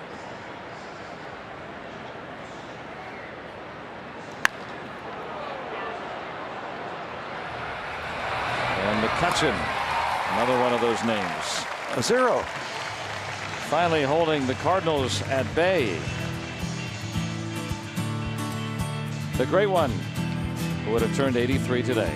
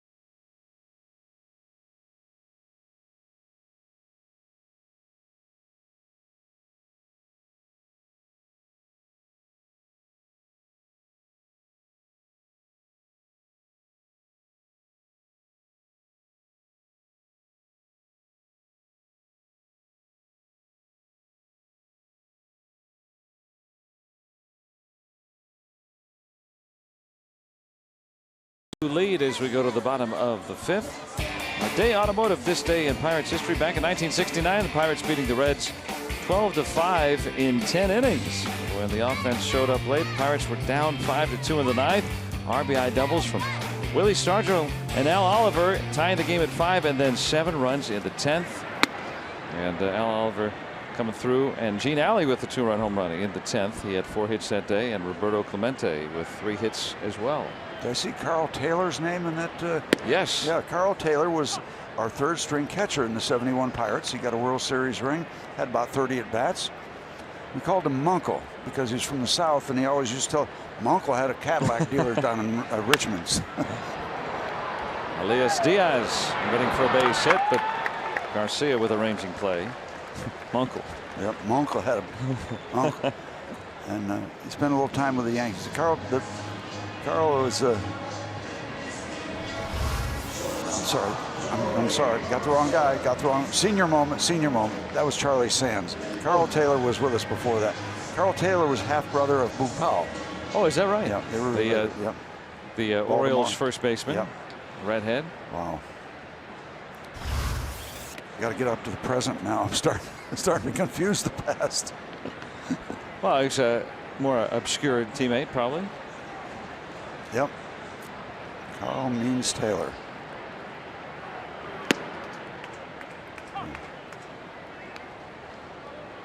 Mercer was the last Pirate to reach, and the Point Park tweet. You show where Steve Blass tells stories for 3 hours about Clemente. Absolutely. I'll try to give you more as the night goes on. I mean, I'm so fascinated by it that, you know, in reading about him growing up, it's not nearly as vivid, and it's not doesn't have half the color that you have and insight, you know. So I like hearing about it. That's such a special playing with him for 10 years. My goodness. You get lucky crossing paths with people like that.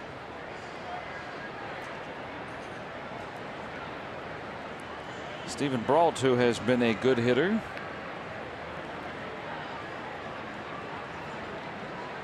As a collegian and as a pro. Going to be asked to bunt here. And you see Molina taking one off the hand. I tell you, more catchers get injured by pitchers trying to bunt, fouling the ball back and all that stuff when they take that bunting stance. See, more catchers get beat up with these kind of things. That's off the hand. Get the body out of the way and the hand gets hit. That doesn't go away when the next pitch flies either. Nope. Back in there. Brault went down to talk with Joey Cora, the third base coach. Just called up today. Has been with the Pirates very little, so probably doesn't know all the signs.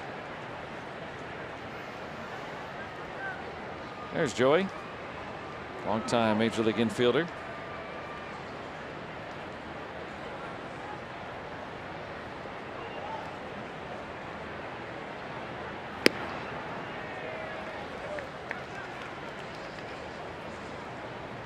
Brault, a two-way player at Regis University in Denver. Made it as a third-team All-American center fielder over his pitching prowess at that time.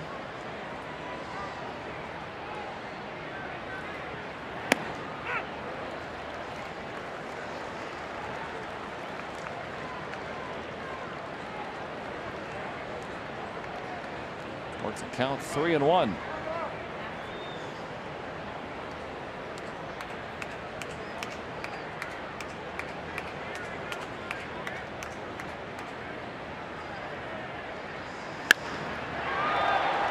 Pham playing in and playing him well.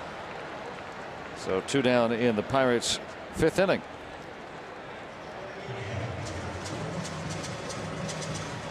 Mercer still at first.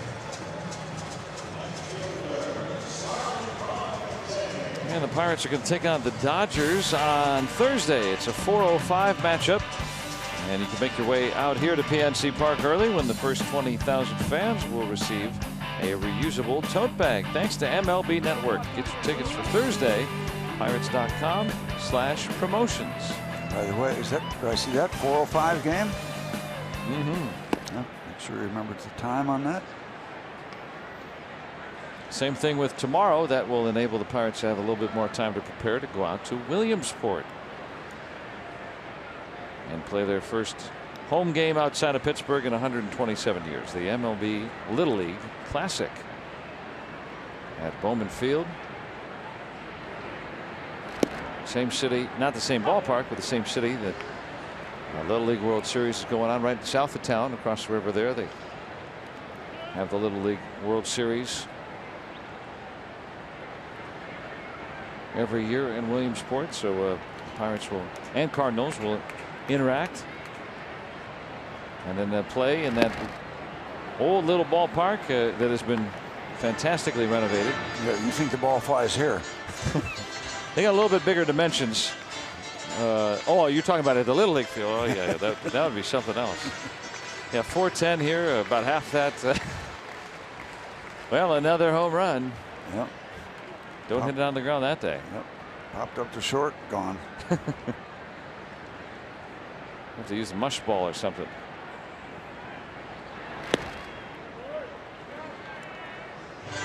The Bowman Field where they'll play. That's a minor league ballpark, home of the Crosscutters, a former Pirate minor league affiliate.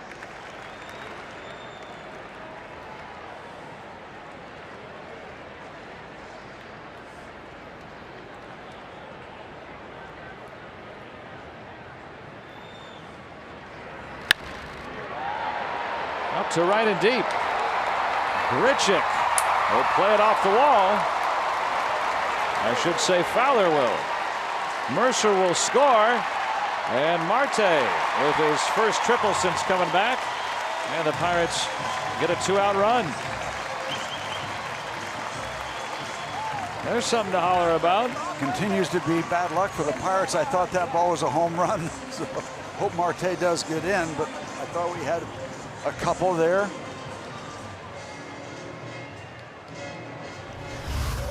With that speed, that's 3 once it gets away from Grichuk out there. He thought he had a play on it. See, Starling thinks it's gone. And about 14 feet up that wall.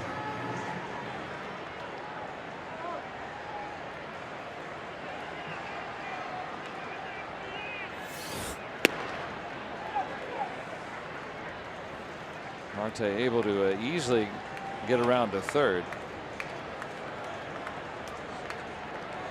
So Marte, who had nothing better than a double since coming back in those first 116 at bats. First triple since then. First triple overall this season, in fact. Mercer with that 1-out single scores. So the Pirates now in that final game of Milwaukee, they had 5 2-out RBI hits. They had 3 yesterday. They get 1 here from Marte. But it's coincided with some rough pitching. So well, anything here, an error, wild pitches, thrown 7 wild pitches, some way to get Marte in. Maybe another one of those 2-out hits. Yep.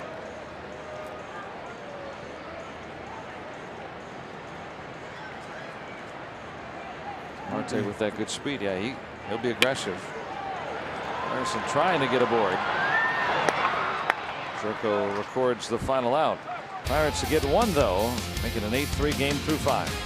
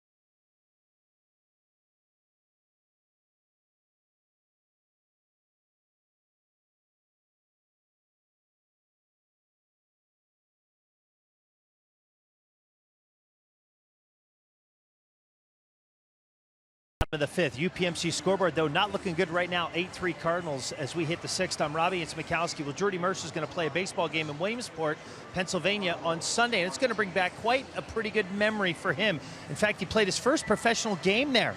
It was back in 2008 for the State College Spikes.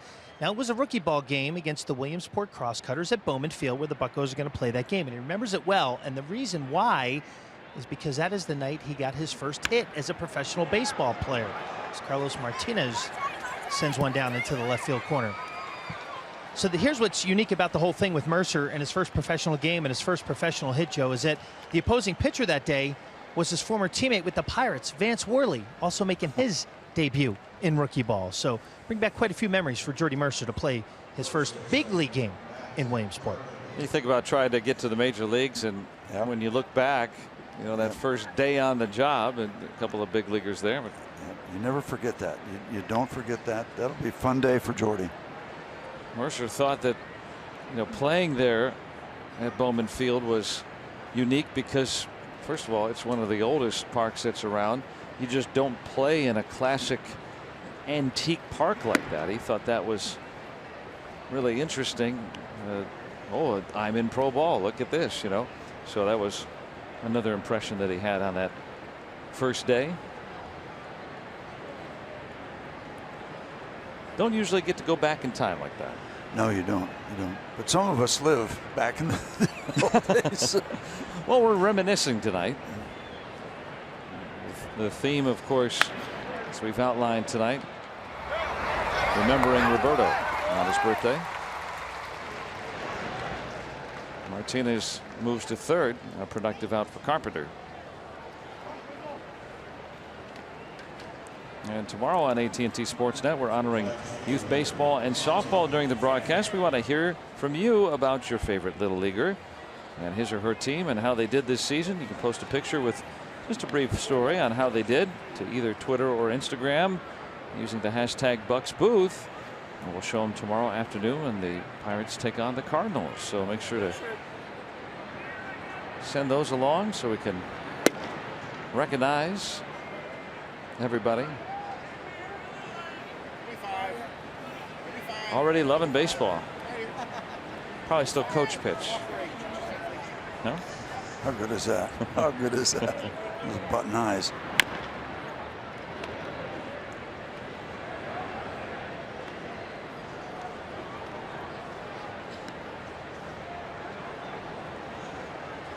That'll be a really fun time on Sunday. Just a one day in to Williamsport.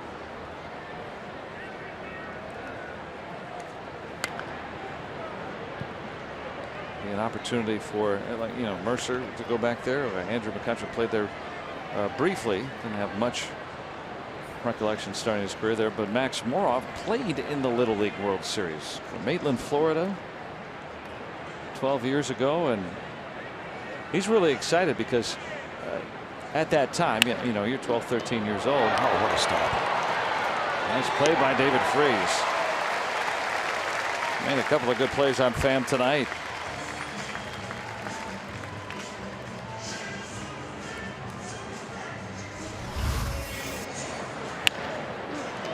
Hot corner. Nice snag. Look at our Allegheny Health Network Supermo. And there's David Freese just eyeballing the guy at third base too, just out of habit. He knows he's not going anywhere, but just that's what he does. Trying to strand that leadoff double by Martinez. Freese also with a good play on Pham back in the fourth against his longtime former club.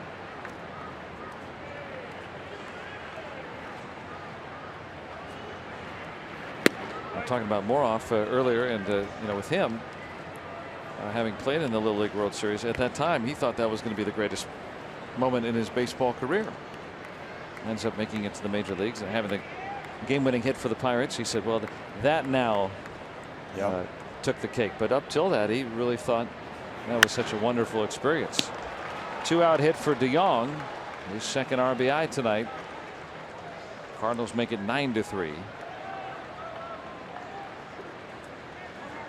Now Moroff coming through at a time in the Little League World Series where, you know, they do so much production now, so you get to see so much of the players. But Max loves the chicken tenders. Who doesn't? Able to get a hit. Yeah, the prelims. Yeah. They didn't win it that year, but they got to play in Williamsport, and a grand memory for Moroff, who will get to go back He was just called up, so I mean, he didn't know when this week started that he would be going.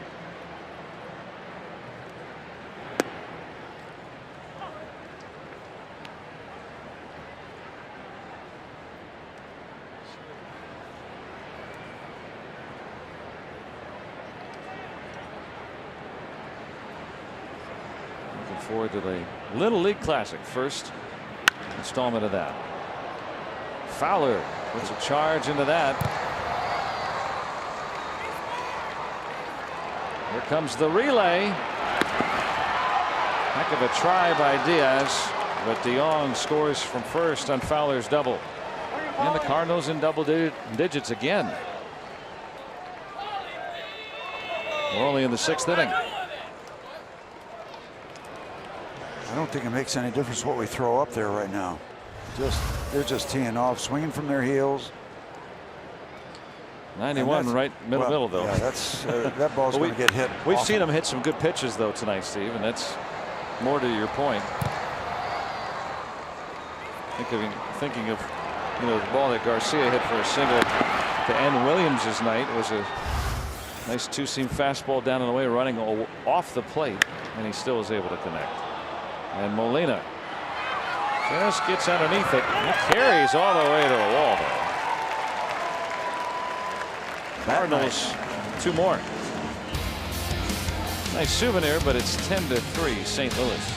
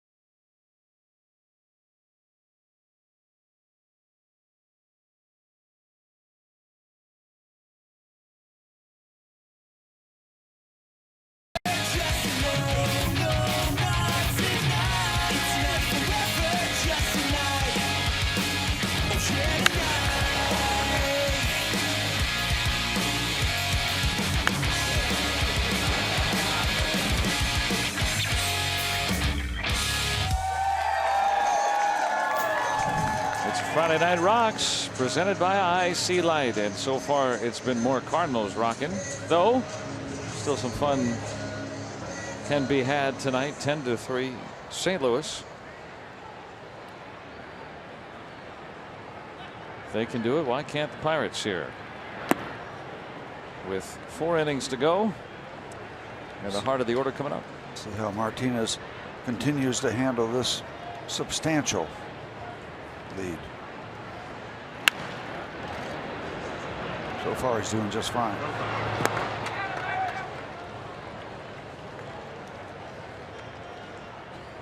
Gave up a pair of hits to the Pirates in the 5th inning. But since the 2nd, otherwise Pirates quieted. Josh Bell is 0 for 2 tonight.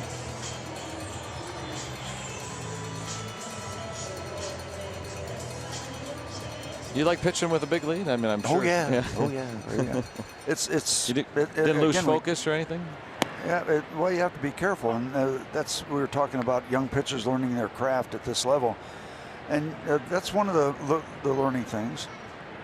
Is you want to stay focused, obviously, and pretend it's a 1-0 game, but it's not. You know, you got a big lead, so the priority is throwing strikes, obviously, but you don't want to get careless, so you walk the line a little bit, but the comfort level is much better. You know, if you make a mistake, it's not going to cost you the ball game, a mistake. You just don't want to make a series of them, and you don't want to let it get away. That's your chance to win a major league game. Started back. Tell me it's not the Cardinals' night. Good recovery for Fowler. Toughest ball is the one that's hit right at you. Fowler can attest to that. The thing he doesn't like the big lead is Martinez gives you the big smile as Fowler recovers. You talk about big gloves. How many cows died for that one? Puts the clamps on it. You see him back up a little bit. Comes in. He's got the speed and the recovery. Yep. It's fun. 7-run leads are fun. Cardinals have had a lot of fun the last couple of weeks. They've won 9 of 12. Averaging about 8 runs a game. And when you're a starting pitcher, you don't want anybody else to get that win. That's your win. They give you a bunch of runs. Cardinals have scored in all but 1 inning against the tandem of Williams and Brault.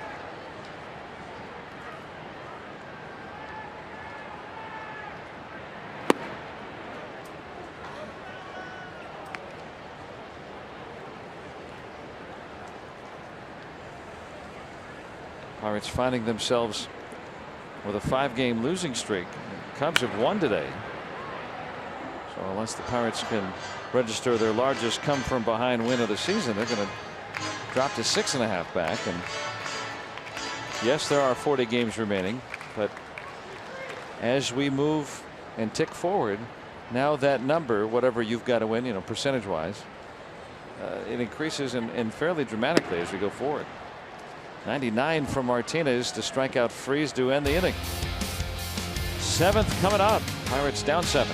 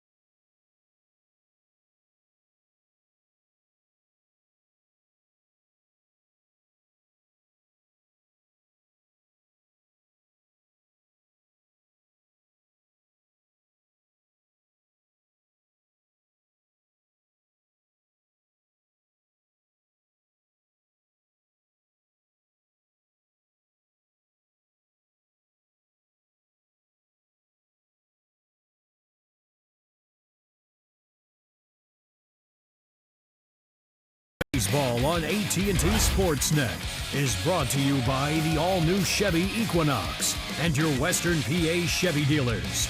And by Day Automotive. We're gonna make your day. Let's go Bucks! 10-3 Cardinals. And that kind of night for the Pirates, who are celebrating the birthday of Roberto Clemente, number 83. Some changes. Sean Rodriguez in center field. That's Max Moroff at second base. Just to give Harrison and McCutchen A little bit of time off their feet going forward. Jerko hitless in 3 trips tonight. He's the Cardinal without a hit. He has been left off the party list. Certainly did some damage last night. And really has since he came over to St. Louis. Oh, that's foul. Among other things, among the 10 runs and 11 hits, these guys are just swinging from their heels. And sometimes it makes you wonder, do we just need to let them know we got somebody out there on the mound? Rolled that one over. Yep. So Jerko 0 for 4. And the Pirates salute members of the U.S. military with a military ticket discount presented by IC Light. All active duty, reserve, veteran, and retired service members and their families save $10 on select Sunday through Thursday home games at PNC Park. For more information, go to pirates.com/military.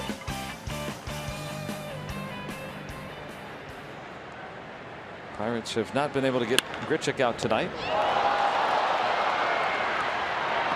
Until now. Another great reaction play by David Freese. Almost got the glove entirely around it, but a great recovery. And a little extra from Freese against his old club tonight, huh? Yep. That also gets a circle around it. This ball is blistered. Stops the flight because it was hit so hard. He has time to go over and get it. Strong throw and gets the out. The Allegheny Health Network Supermo shows you just how hard it was hit. It takes him that long to just react to it. You know, you see the ball in flight, and now the body starts to move. No easy outs then, none. Yeah, look. Garcia knows something. That ball was hit at 105 miles an hour to Freese. Garcia gets underneath it.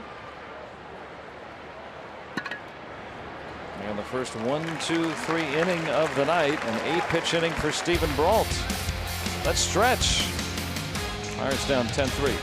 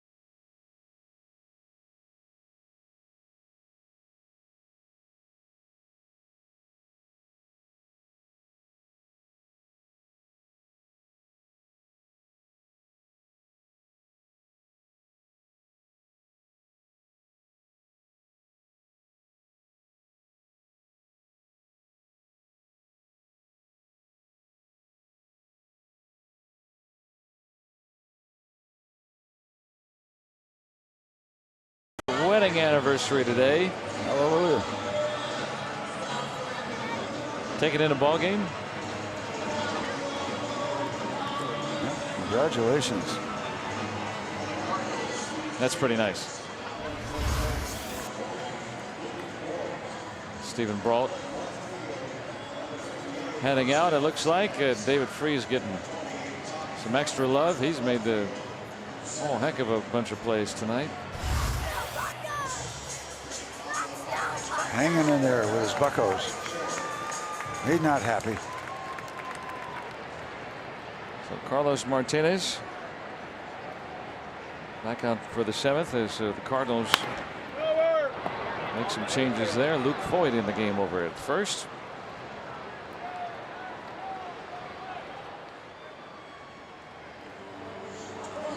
Jose Martinez has taken over in left field, and Tommy Pham swings over to center. So Fowler and Carpenter are out.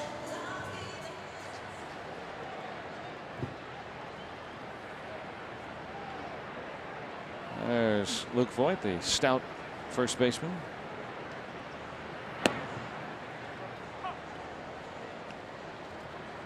And the changes are straight. So Voigt in that first spot. Jose Martinez in the fourth spot.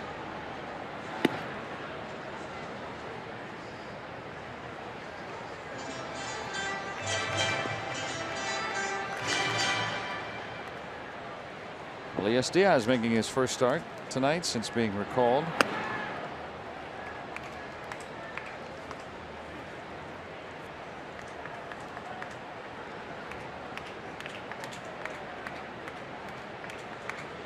Been an efficient night pitch wise for Martinez. Well, like you said, Steve, right? Just go after guys with that big lead. Priority is strikes, and he's throwing quality strikes, moving right along. Nissan brings us the road ahead, and tomorrow Michael Walker goes for St. Louis against Chad Kuhl. Our coverage will begin at 3:30 right here on AT&T Sportsnet, and then Sunday night baseball from Williamsport, the MLB Little League Classic, Nova against Leake, and that action beginning for you at 7. 4-game series in 2 locations. There's Mr. Walker.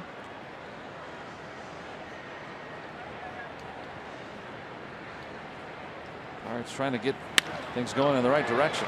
Jordy Mercer coming in really struggling with the bat. He's been on base all 3 times tonight against a very effective Martinez. So maybe that's starting to turn around for him. John Jaso is going to hit. Well, we have a moment. I want to say hello to longtime Pirate fan Lee Fullen down in Melbourne, Florida. Originally from Penn Hills, his family. And they check out the Buccos with his son Jason Fullen on MLB Network. Nice note from my golfing buddy Tony Longo. The Fullens down in Melbourne checking out the Bucks. And for the Bucks, John Jaso pinch hitting for Stephen Brault. Brault went 4 innings in relief tonight.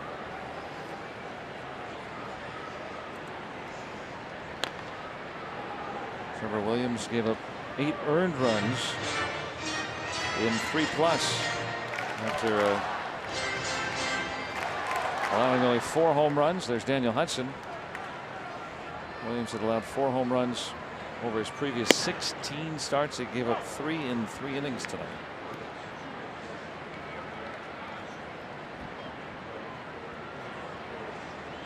So Brault called up today and was supposed to start in Syracuse for Indianapolis. Comes on here. So is the final out. Martinez's spot leads off the next inning, so that's probably it for him tonight, as he'll leave with a 10-3 lead.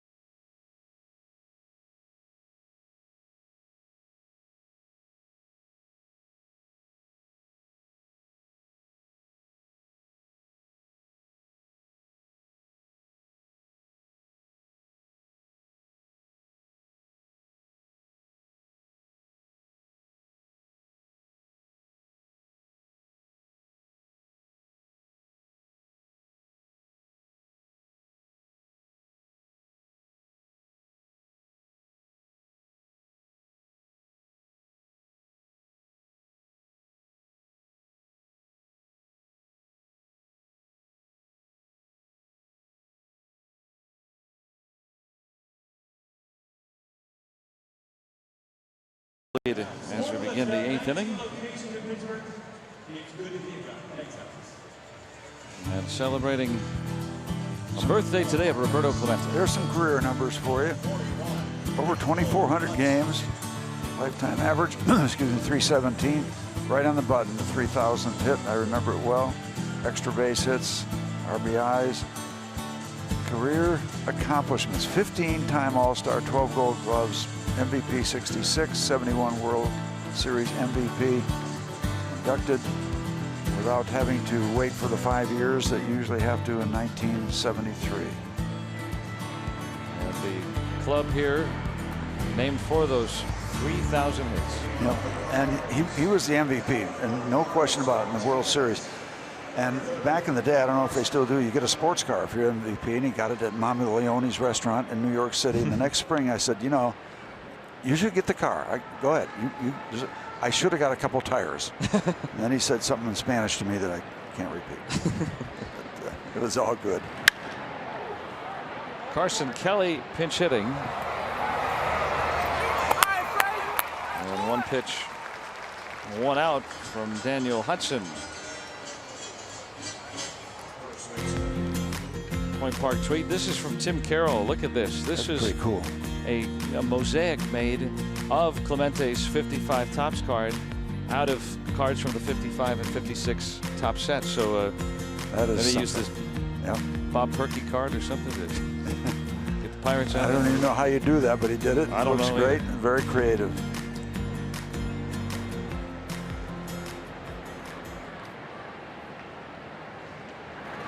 I'd like a print of that. That's pretty cool.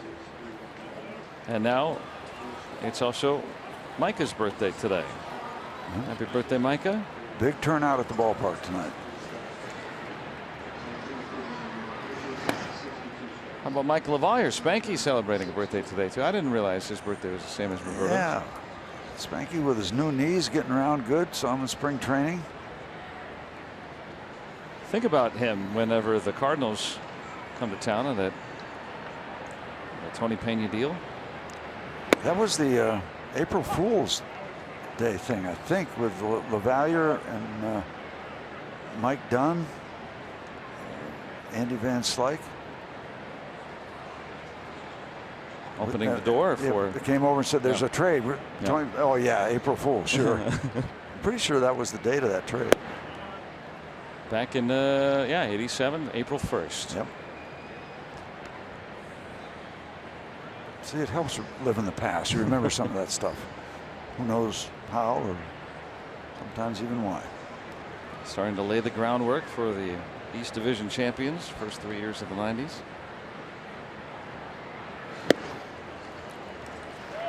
Hudson retires Luke Voigt batting for the first time tonight.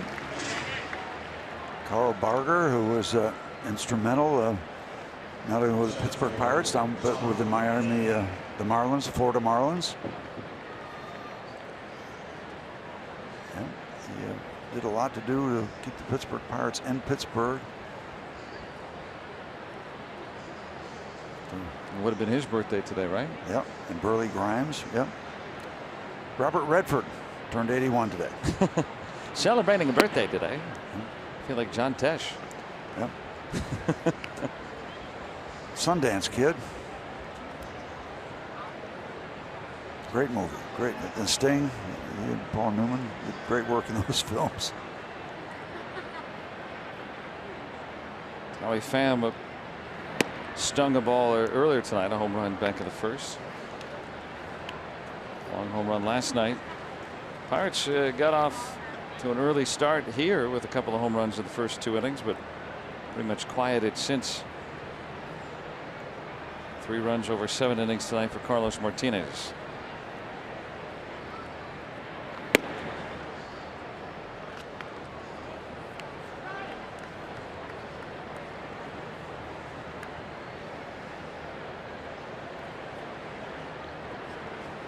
You guys ever do anything for birthdays when you're playing? For the other guy, other guys in the clubhouse, the ones that had it during the season?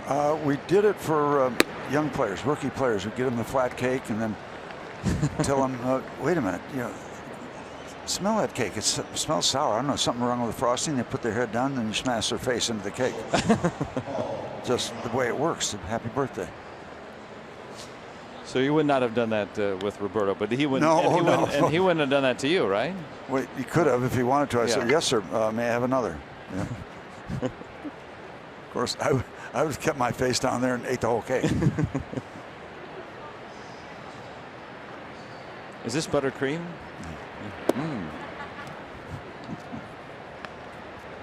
A little hazing. There have been lots of things involved with the birthday cakes in the clubhouse.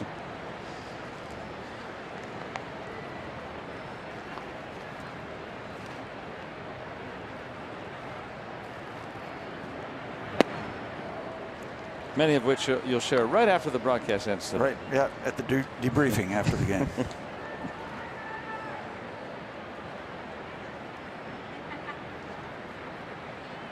Francisco Cervelli on the disabled list.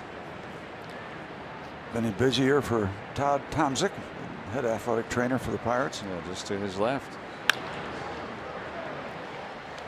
That'll be the 12th hit for the Cardinals tonight. Tommy Pham trying to go to third. And he'll get in. 3 hits tonight for DeYoung. Testing out the arm of Sean Rodriguez in center.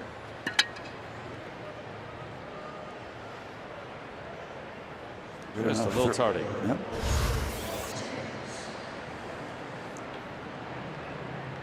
Up 7 runs in the 8th inning. Not afraid to take the extra base. Not a contested play.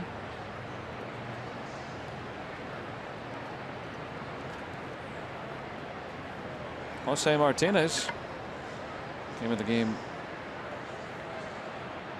just recently. There's the Cardinals also with this one side of the fair trying to sit a couple of their regulars.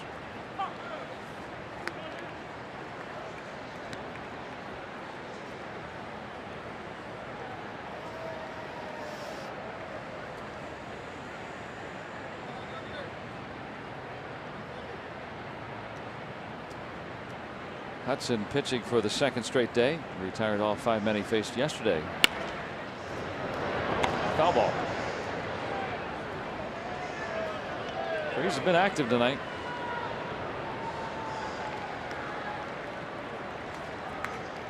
That's the dancer. We saw him earlier. He was doing his thing in between innings, keeping up with the music and the entertainment. Now he's got a souvenir.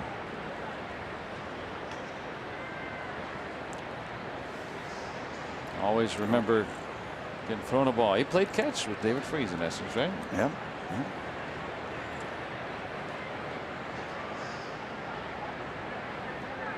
Ahead 0-2. And the Cardinals with a 2-strike, 2-out hit.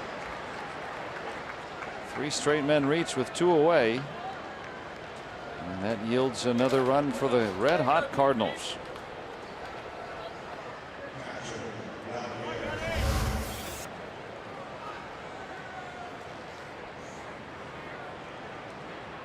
And Hudson very upset at himself. 2 quick outs, and Cardinals just will not be denied. Last 13 games, Cardinals bidding to go 10-3, and they've scored more than 100 runs. Coming into tonight, the Pirates at the bottom of the National League in OPS for the month of August. The Cardinals right on top. But the Pirates have, the last couple of nights they'd scored, but the pitching did not jibe. And tonight the Cardinals keeping them relatively quiet at the plate. And the pitching getting away from them yet again. Yeah, the bad combination when you don't pitch and you don't hit.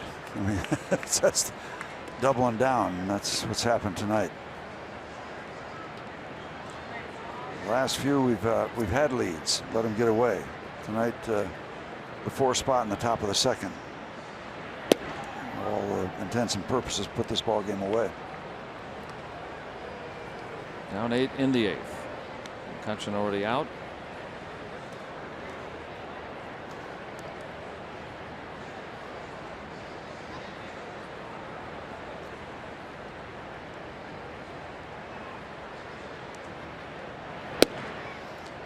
Right at the knees at 97. Molina doubled back in the second inning.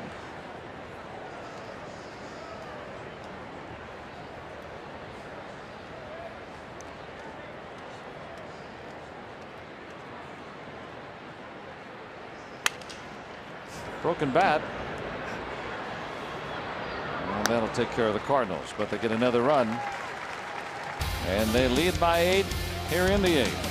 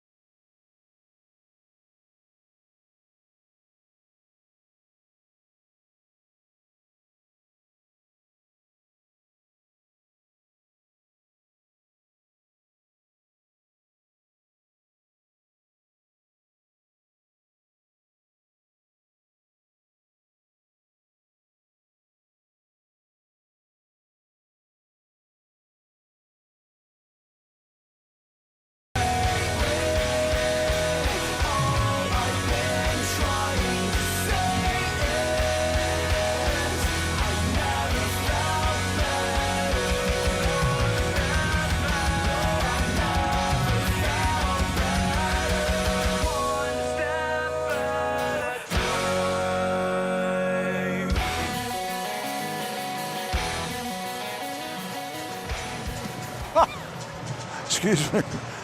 That says it all on He's our not Allegheny happy. Health Network, Supermo. That's your game recap. Yeah, Friday Night Rocks. Tonight it is rocked for the Cardinals much more, but we can still have some fun. There'll be some fireworks post game, so a good crowd assembling to see that tonight. Hopefully some more in game for the Pirates, who were quieted by Carlos Martinez tonight. Carson Kelly, who pinch hit, will stay in the game on a double switch. Molina out, so the pitcher will do up ninth.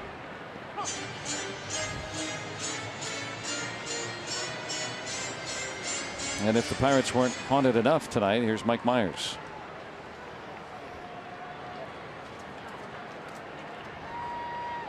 Not the Austin Power Mike Myers. Thinking of him. For sure.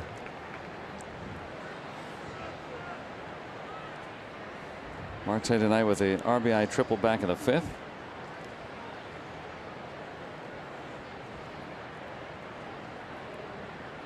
That scored the Pirates' third run. They got a couple of solo home runs early by Harrison and Freese.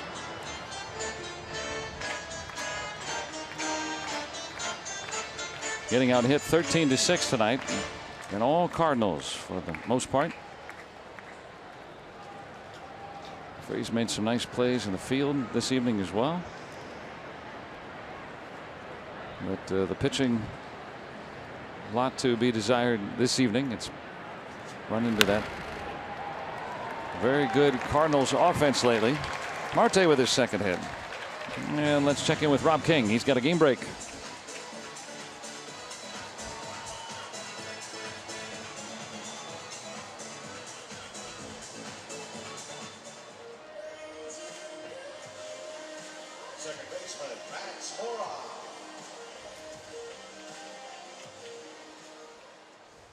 Well, thank you, Rob, for that report. Cubs winning earlier today, but the Pirates are down big. Are going to need some more help. They're slipping right now, en route to their 6th consecutive loss, barring an improbable late comeback. And Max Moroff wants to get it started. Moroff out of here.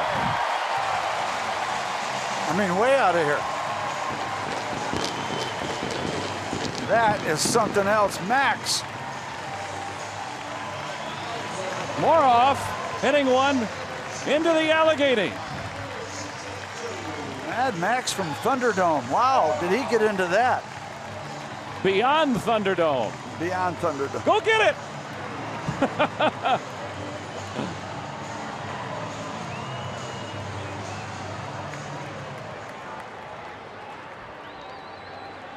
That is the 44th time there's been a splashdown, and the rookie.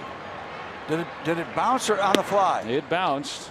Okay. But he hit that one a ton. Yeah. Little leaguer, my foot. This guy, he got the power. A bright spot on a tough night as Max gets into one. Woo! Take a look. In the wheelhouse. And he wheels it right on out of here, out of this yard. Deserve to get that one the trot, Max. 5'10", 185, and at the time of his first call up this season was leading the International League in home runs. You don't see a big power guy there, but boy, he packs a lot. We saw it on display right there. Second home run for Moroff.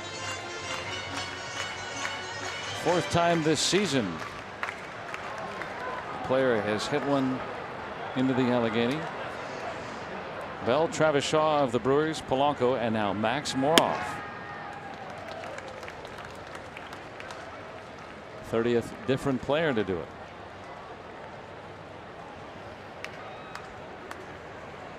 Statcast says that one went 420 feet.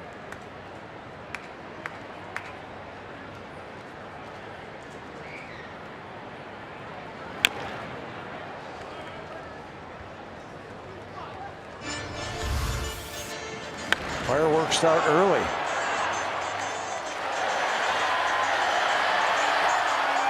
Wow. I mean, didn't miss much by going in on the fly.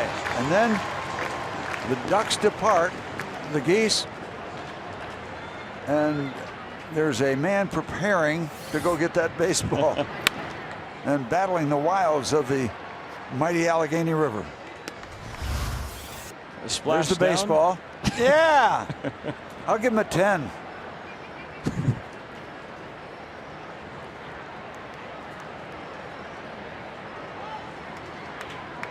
Yep. Comparing the guns.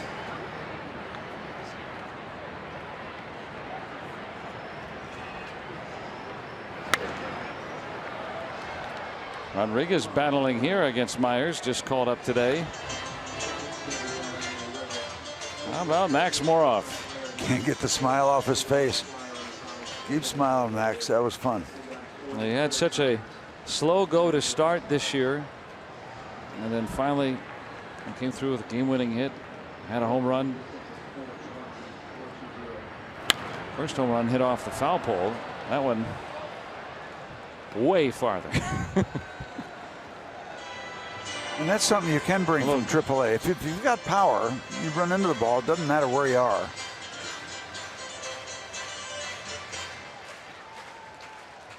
You know, Greg Brown loved that. He's trying to get guys to throw opponent home run balls into the Allegheny. How about guys diving after him when the Pirates hit him? Let's check back in with Rob King. He's got another game break for us.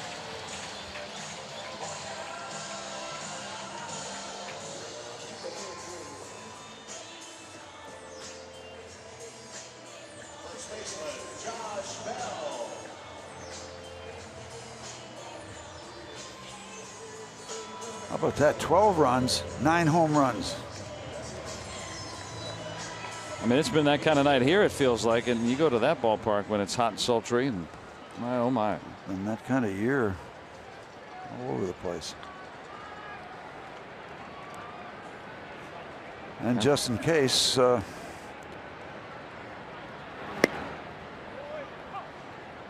the Pirates get something going, they're going to get something going in the Cardinals bullpen.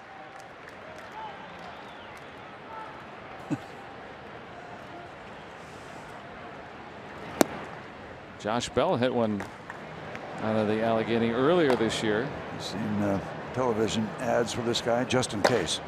No, this is Brett Cecil.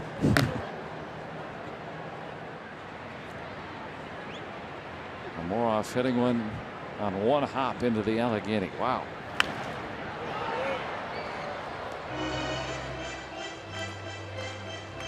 Myers still looking for her out. The Pirates made it relatively interesting last night. They were down a bunch and brought the tying run on deck last night. Here in the 8th, chipping away and threatening for more. You know, one swing makes it a 4-run game with 6 outs to go, and then the Cardinals will be sweating a little bit.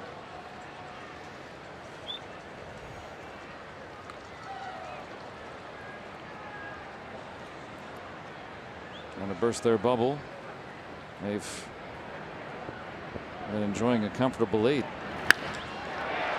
Cracked out to center and past Pham and toward the wall. Rodriguez gonna be waved home. The relay, the tag, he is safe. The Battle and Buccos are coming back here in the 8th. Long trip around for Sean, but he gets in under the tag.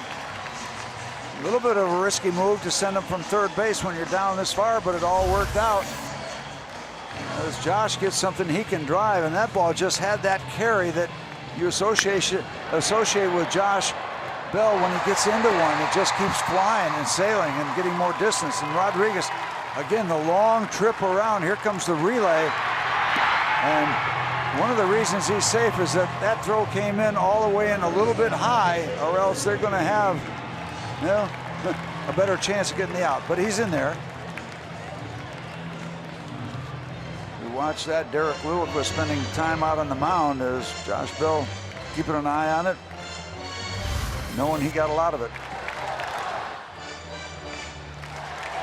22nd double for Bell, who's been hitting .370 in August.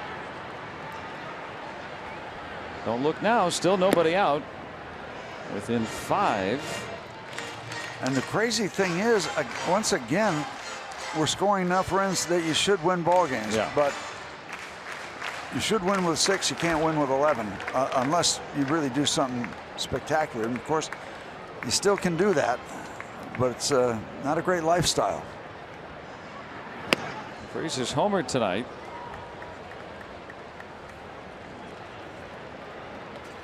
Myers with a good season down at AAA Memphis as a starter and a reliever. .336 earned run average, making his second stint with the Cardinals. If we get another runner on, you might have seen the last of Mr. Myers tonight. 7th career outing for Myers. In his previous 6, he's given up 19 runs and 20 hits in his 9 1/3 innings, and that does not count tonight, so he has not had success.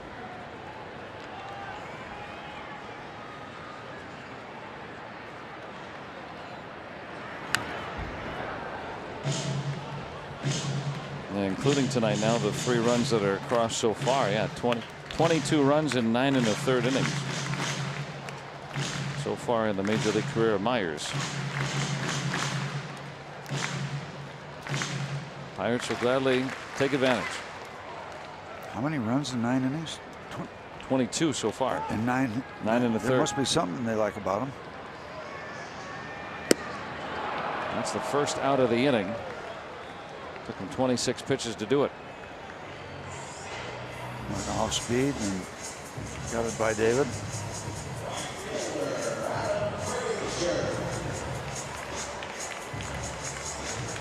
Myers had Ole Miss.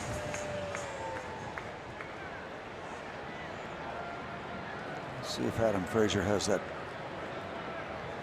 patented slice and dice to left or left center.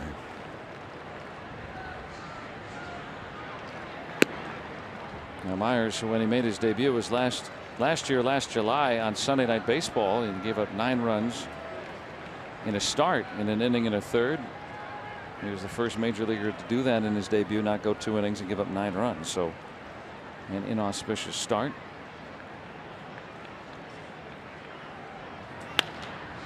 In the air. Martinez playing in an easy play. But not an out. Not that easy. Wow. Blank. Blank. Do you sense the tides are turning a little?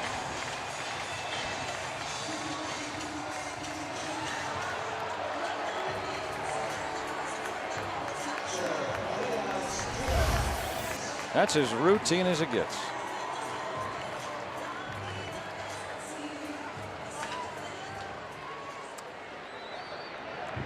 Picture tells all of that story. Use 2 hands. Mike Matheny making a notation. Pirates began this inning down 11-3 with 6 outs to go. They've scored 3 times. They're within 5 with 5 outs to go. And one swing of the bat could make this a 2-run game.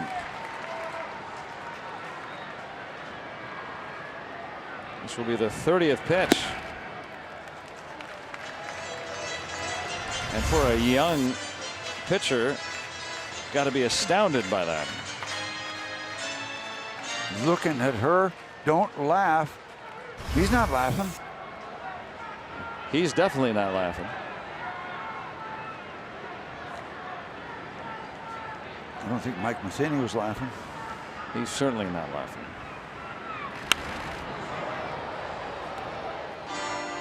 And if that opens the door for the Pirates, they will be, though.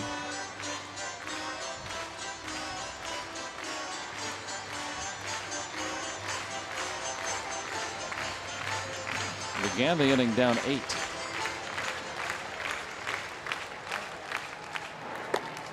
Cecil still loosening. Largest deficit the Pirates have ever overcome is 8 runs. It's happened 4 times in their history. They've done it against the Cardinals, but you have to go back to 1909. Last time that happened. I don't remember that one. No. 108 years ago yesterday.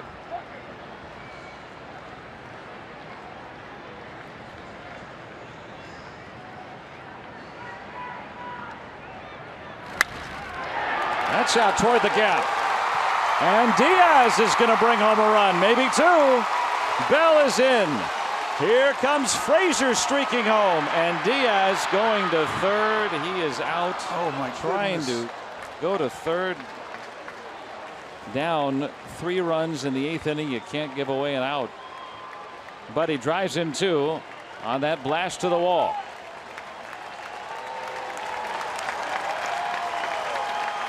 And some applause for the Battle Buccos tonight.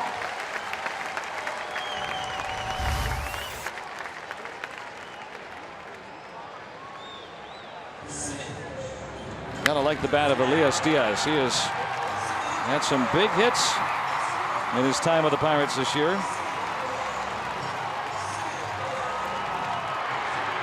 The Pirates scoring 5 times in the inning, though Diaz cut down for the 2nd out.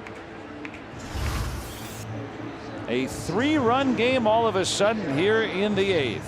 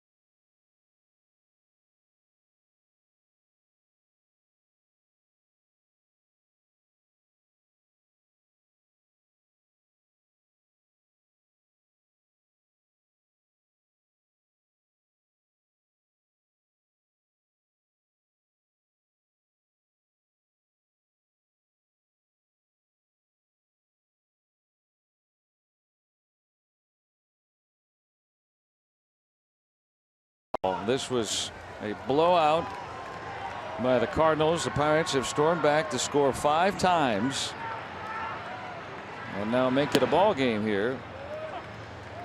But Brett Cecil trying to really start to get the final 4 outs needed for a Cardinals win. Mercer has not been retired tonight.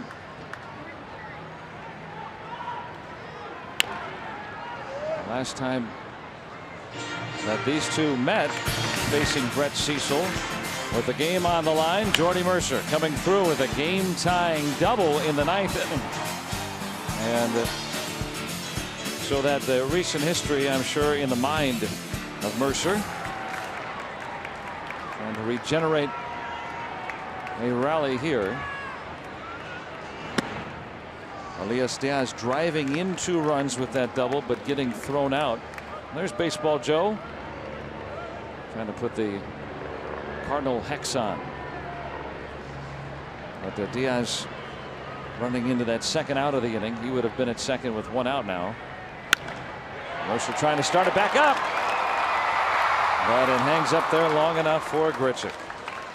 The Pirates score 5 times. It started with a soaring home run by Max Moroff. A big league home run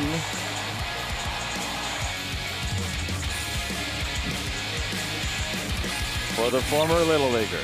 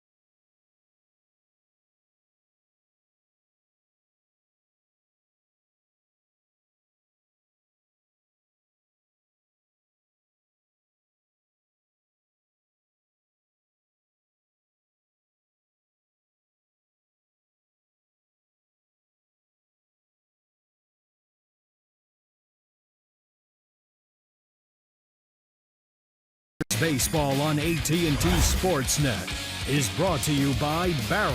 Our service centers are now open evenings and weekends. Visit barrelservice.com for more. And by Levin's, the official furniture and mattress supplier to the Pittsburgh Pirates. For the best quality, service, and value, shop Levin's. Let's go Bucks! All of a sudden, we're rocking again as we start the 9th. We saw a cannonball coming from Max Moroff, starting and igniting that 5-run inning where the Pirates crawl back to within 3. Well, we've got the Cardinals a bit on the ropes. Got to hold them here with A.J. Schugel on for the 9th inning. Folks have seen a lot of fireworks tonight. 19 runs.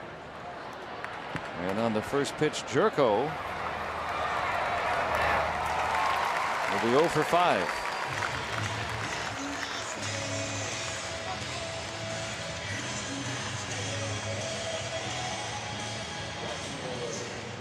AJ has done a good job for the Pirates, working here in the top of the 9th. Pitch number 16. Pitched a scoreless frame yesterday.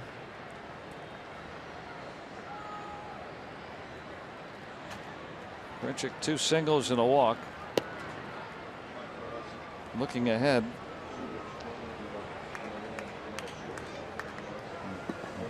Look at our Point Park tweets. to the max. That was really a powerful shot. And 2 quick outs by Schugel. Looking ahead to the ninth, the pinch hitter. Marte and then Moroff due up. In both games that the Moroff is homered in. I think there's going to be some more where that came from. But he's been to every one of them. So far 2 in the very brief major league tenure for Mr. Moroff.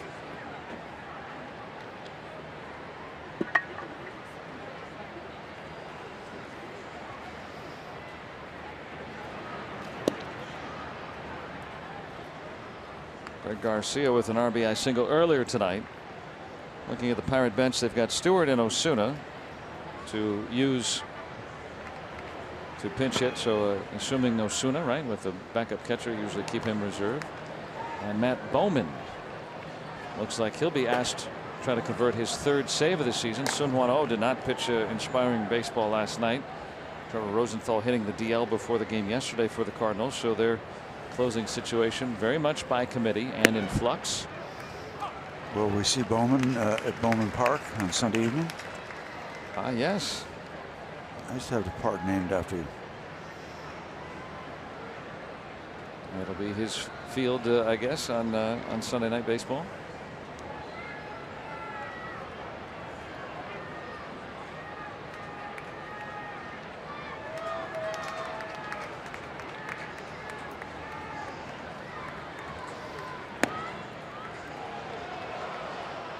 Now 3-1.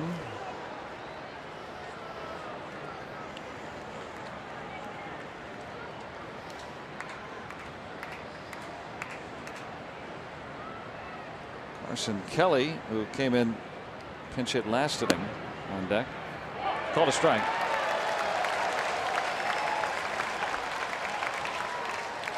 As Lee Corso would say, not so fast, my friend. Crossing back over the plate.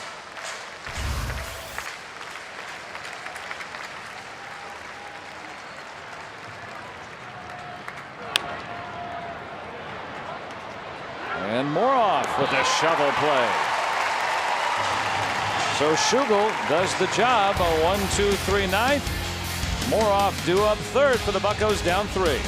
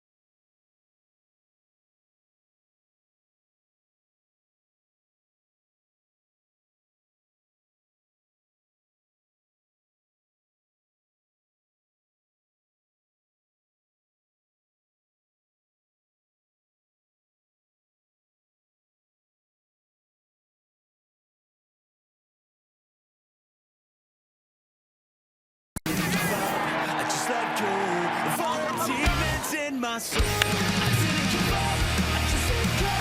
All the demons in my soul. All the demons in my soul. All the demons in my soul.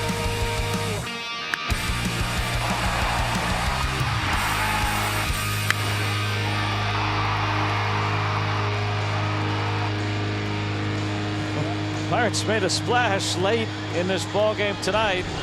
It's a Friday Night Rocks. Thinking of Roberto tonight, and We've been thinking more and more of these Buccos as the game's gone on, crawling back from down 8 runs to make it a 3-run game. Now 3 more needed with 3 outs to go, and Matt Bowman asked to get his 3rd career save. His numbers: 3-4, 3.5 ERA, 61 appearances as we play in the middle of August. Busy year for Matt Bowman. Most used pitcher in the league. Jose Osuna will pinch hit for Schugel, then Marte and Moroff.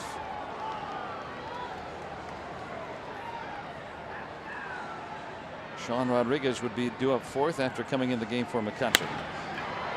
Osuna down the line and hanging up there for Grichuk, 1 out.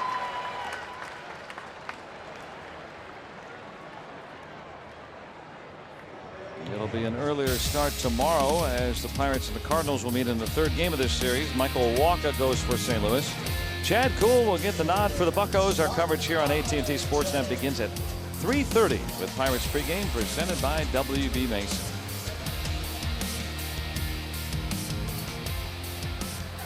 Michael Wacha, the starter for St. Louis tomorrow. Hoping he can get some runs to work with.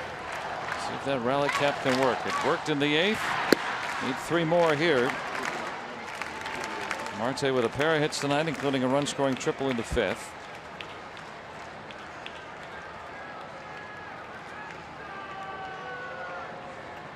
Bowman with 2 saves in 2 opportunities in his career. One a week ago tonight, a 1-2-3 inning, and then got a final out in a game back on July the 1st. This in his 2nd major league season.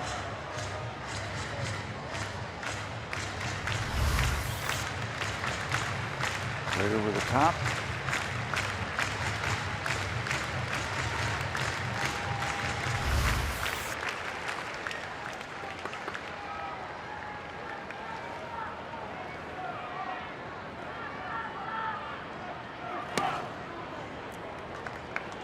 A 1-2 on Marte.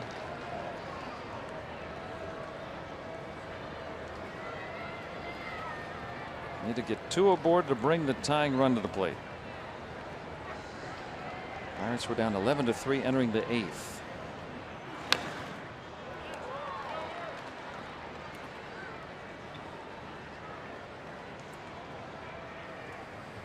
Marte with 4 straight multi-hit games now. And there's Moroff, who sent one into the Allegheny on 1 hop.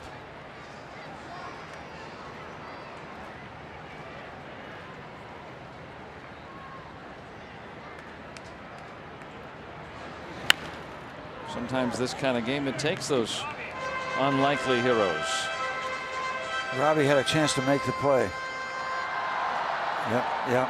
Speaking of unlikely, Here it comes.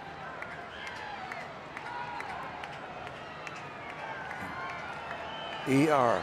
Error Robbie. After this pitch, I'll give you my defense. ER. Error Robbie. Go.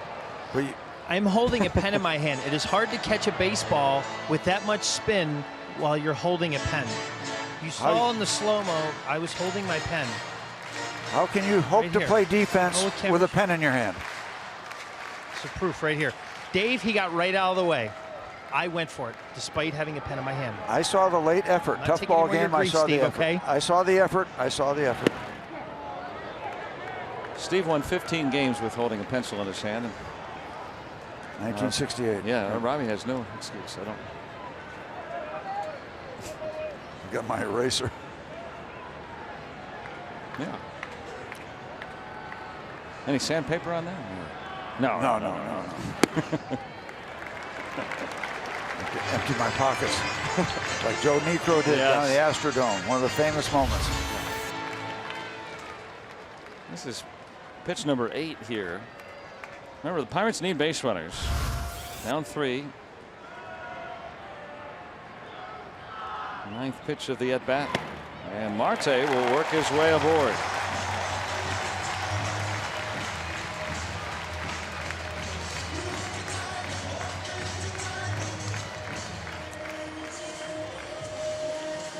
Bowman in his 3rd career save opportunity for the first time allows a base runner in one. And the way that this game has shifted, might the doubt start to creep into the second-year pitcher? We have scored 4 runs in an inning before. It's happened. You have to go way back to last inning. Last time that's happened in Pirate history. Exactly.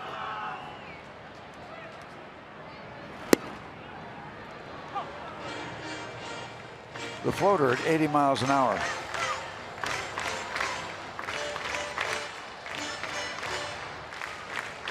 Moroff hit one that floated in the Allegheny for a moment until someone went and retrieved it.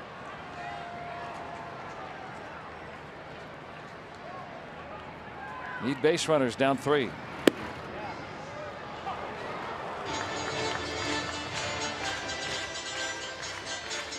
Moroff hit 13 home runs down in Indianapolis before his first call up. That earlier this season at that time was leading the International League by far, a career most already. Says just getting his front foot down on time has led to that power starting to translate.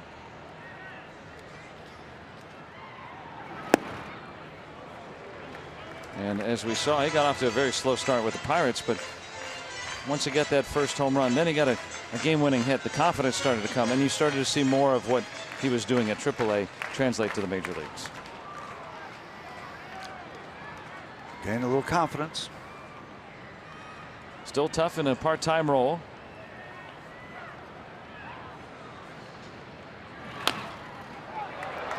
That will roll foul.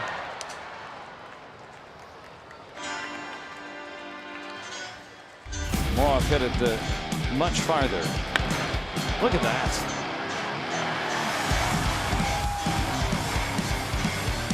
Quickly into the river.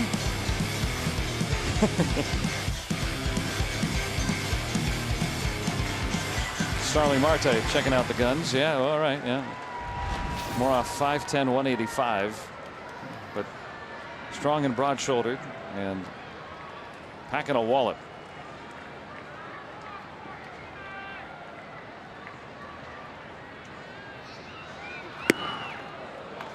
That's a tough take. Didn't miss by much. That is the calling card of Moroff, being able to draw a walk. Yeah, this ball is trying to come back and hit the corner, but doesn't quite get there.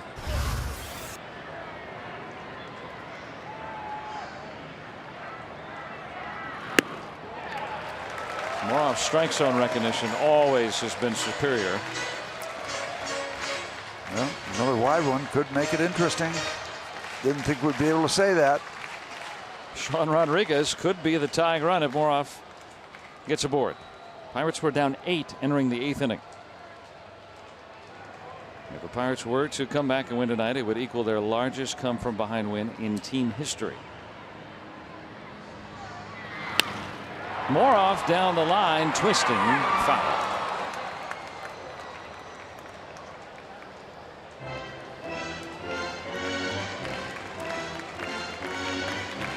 It's like drinking curdled milk. They don't go down easy.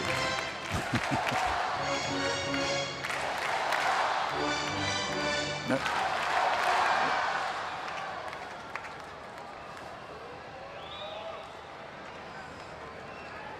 Making the Cardinals try to earn this one.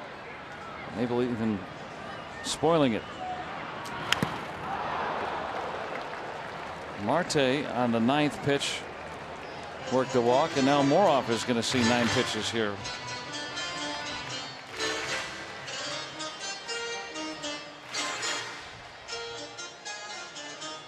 Remember, the Cardinals out without Trevor Rosenthal hitting the DL before the game yesterday. Now Zach Duke, the ex-Bucco.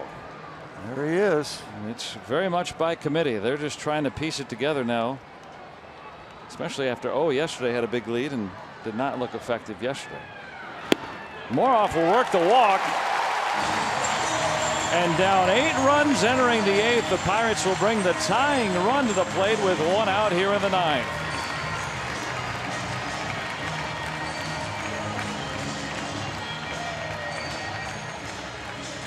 And Derek Lilliquist will come out to try to counsel young Matt Bowman.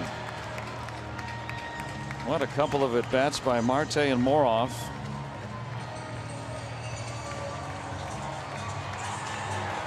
Sean Rodriguez will be coming up. I'm getting chills, Steve. This is unbelievable. Remember Sean Rodriguez, his first day back with the Pirates, sending the Pirates home winners, the game-winning home run in extra innings. That was phenomenal. Absolutely phenomenal. Stunning. Absolutely stunning. A Hollywood ending for the Miami Kid. Back home in Pittsburgh.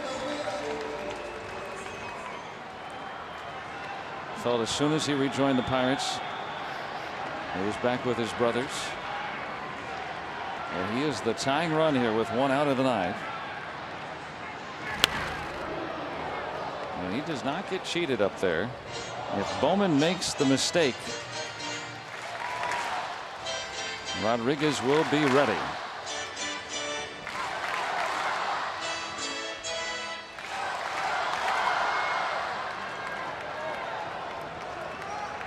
Pirates were down 11-3 entering the 8th.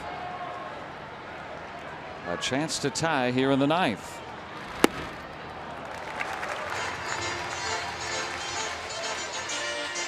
Carlos Martinez gave up 3 runs in 7 innings tonight. Mike Myers gave up 5 and 2-3. Cecil got the final out. And now Bowman.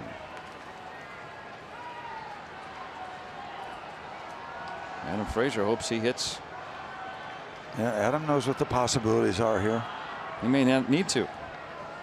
He might just be rushing out on the field anyway. Going for the downs there.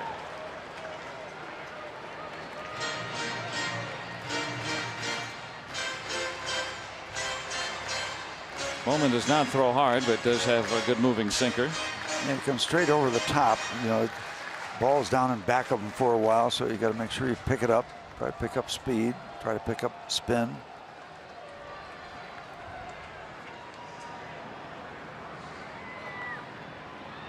Not an easy guy to homer off of. He's given up 4 in his 49 innings.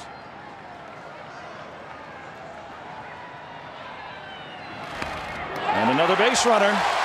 The Pirates will bring the winning run to the plate here in the 9th.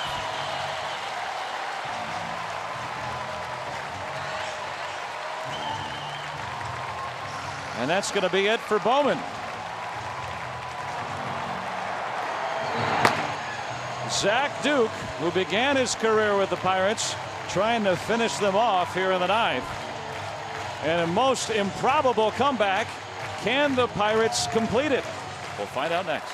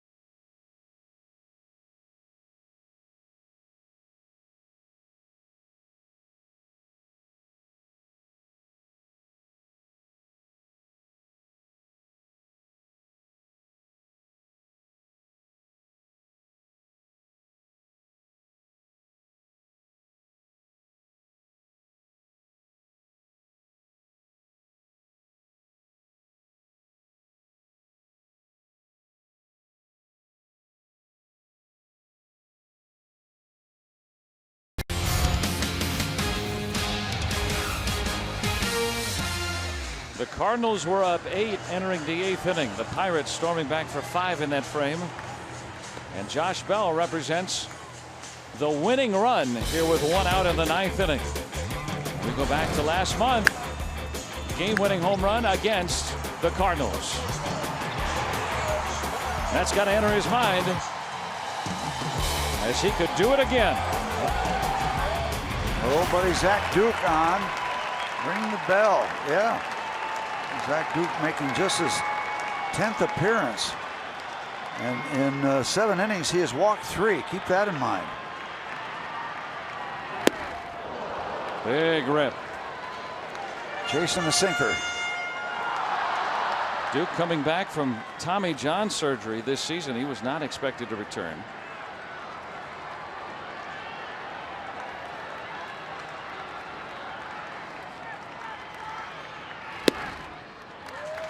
Has reinvented himself in recent years as a reliever, with more through changing arm angles. Yeah, changing speeds, moving the ball around, left-hander, keeping the ball down. Base is full of buccos here in the 9th.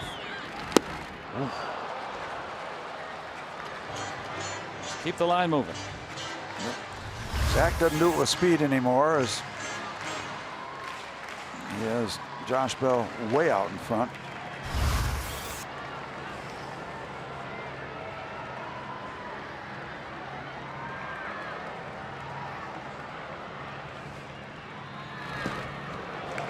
Stopped by the young Kelly. Remember, both teams pulled out some of their regulars in this game. It was so one-sided that it seemed to be over with, but Marte at third now.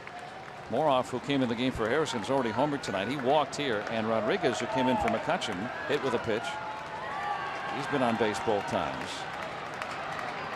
Rodriguez, the potential tying run there at first.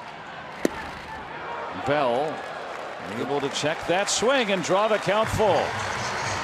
Told you, Zach Duke in this part of his career has to work the corners. He does not have enough left in the tank to throw the ball down the middle, so he's nibbling, and he's nibbled himself into a full count. Out away. You see him having come up in the strike zone there. He cannot afford a free pass here.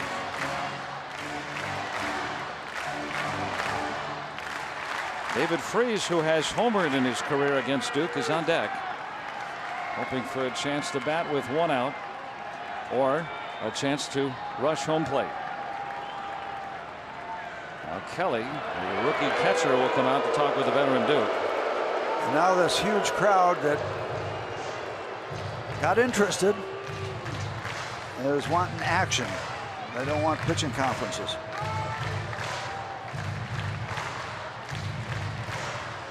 Yep, fireworks could be coming. Could be coming on the next pitch. They're there. It's going to happen, and if the Pirates make something happen here, it will be hysterical and historical. Well, spoils another one. These last 2 pitches from Zach coming more into the hitting zone. Been around long enough to know that ball forward is not good for him.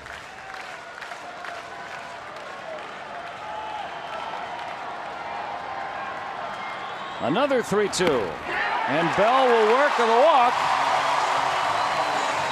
It's 11-9.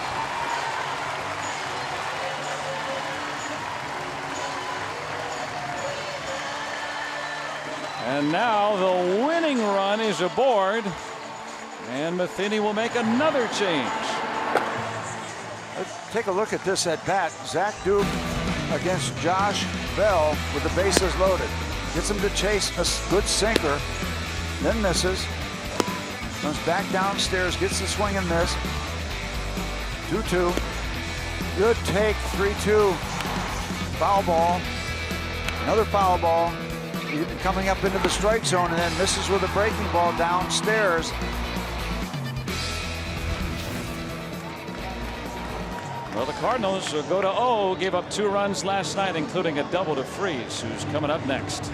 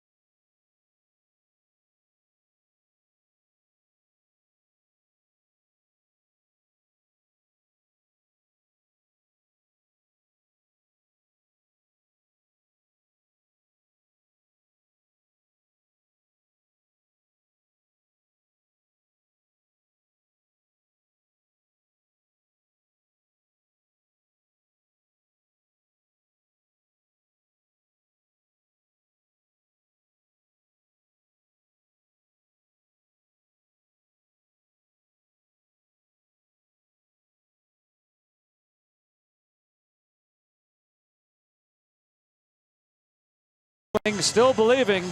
They were down 8 entering the 8th inning. They've got the tying run at second and the winning run at first. And last night, David Freese facing O and slamming that one off the wall, doubling. O gave up 2 runs in his inning last night.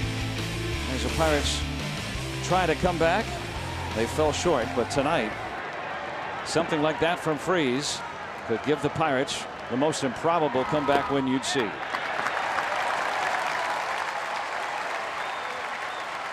O being asked to get the final 2 outs. He's got plenty of experience, but was removed from the closer's role and replaced with Trevor Rosenthal, who was placed on the DL yesterday.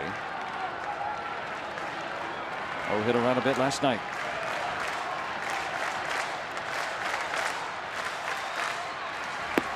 And facing David Freese, who's really been locked in tonight.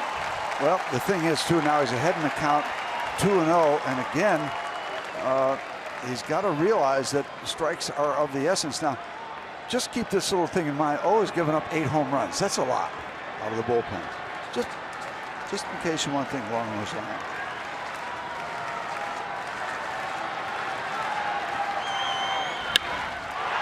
Down underneath it. It's carrying well tonight. Pham will have room. That will bring in run number 10. On a sac fly by Freese. That close. That close. Come on, everything's carrying tonight. That would have been something else. Oh my goodness. My heart stopped. Freese gets the Pirates that close. Pirates still don't have a hit this inning. Craziness. They're going to walk Frazier. The reason being, O has given up 7 home runs just to lefties this year. And they don't want any part of Frazier.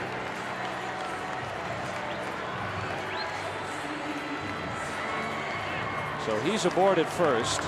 The tying run, Rodriguez at third. They've got a rookie catcher, not Molina, behind the plate. Bell, the potential winning run at second. And Elias Diaz, who banged one off the wall his last time. A chance to win it.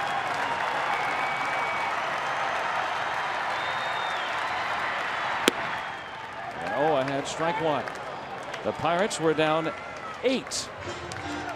Entering the 8th inning, they have scored 7 unanswered. They need 1 more. And the Cardinals desperately looking for that final out.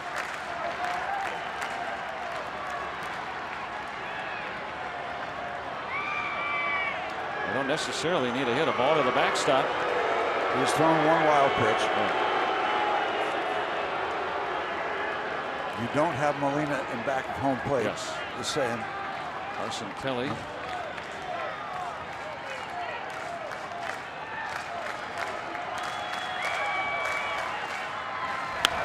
Fouled away. And now it's down to Cases. Everybody ready to storm out on that field.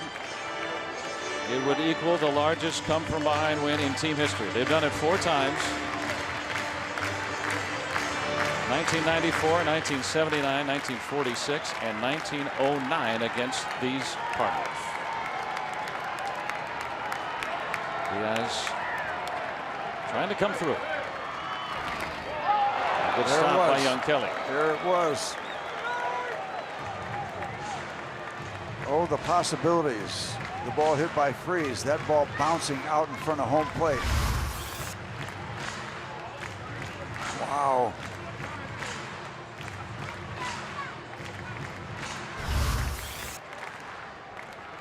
Saving the tying run.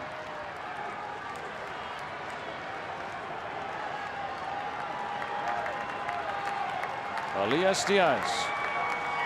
Can he be the hero for the Buccos tonight? Another good stop, and it goes to 2-2.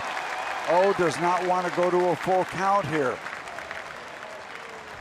This pitch might be the most vulnerable as Kelly gives it a glove save.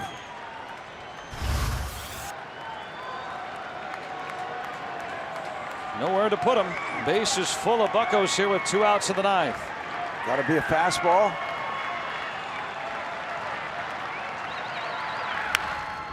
He wasn't thinking anything else. Yeah, he's missed badly with 2 breaking balls. And that pitch up, out over the plate. And again, just like the situation Zach Duke got into, you can't be corner hunting right now.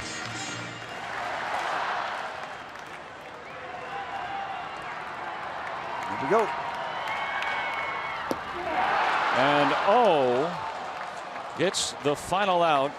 As he threw a cutter or a fastball out of the strike zone and got Diaz to chase. And there you have it. Well, the Pirates with 7 unanswered runs in the 8th and 9th. Stranding the tying run at 3rd. A valiant try for the Cardinals escape. Yeah, a valiant try, but it's now 6 in a row when the dust settles over this. A great try, but the Pirates continue to score tons of runs. The last 6 losses in a row, the last 3, I hate to even add up the number of runs the Pirates have scored and not won. An inspiring comeback try tonight for the Buccos, but they fall short to the Cardinals tonight, 11-10. Time now for post game, and let's go out to Robin Teak.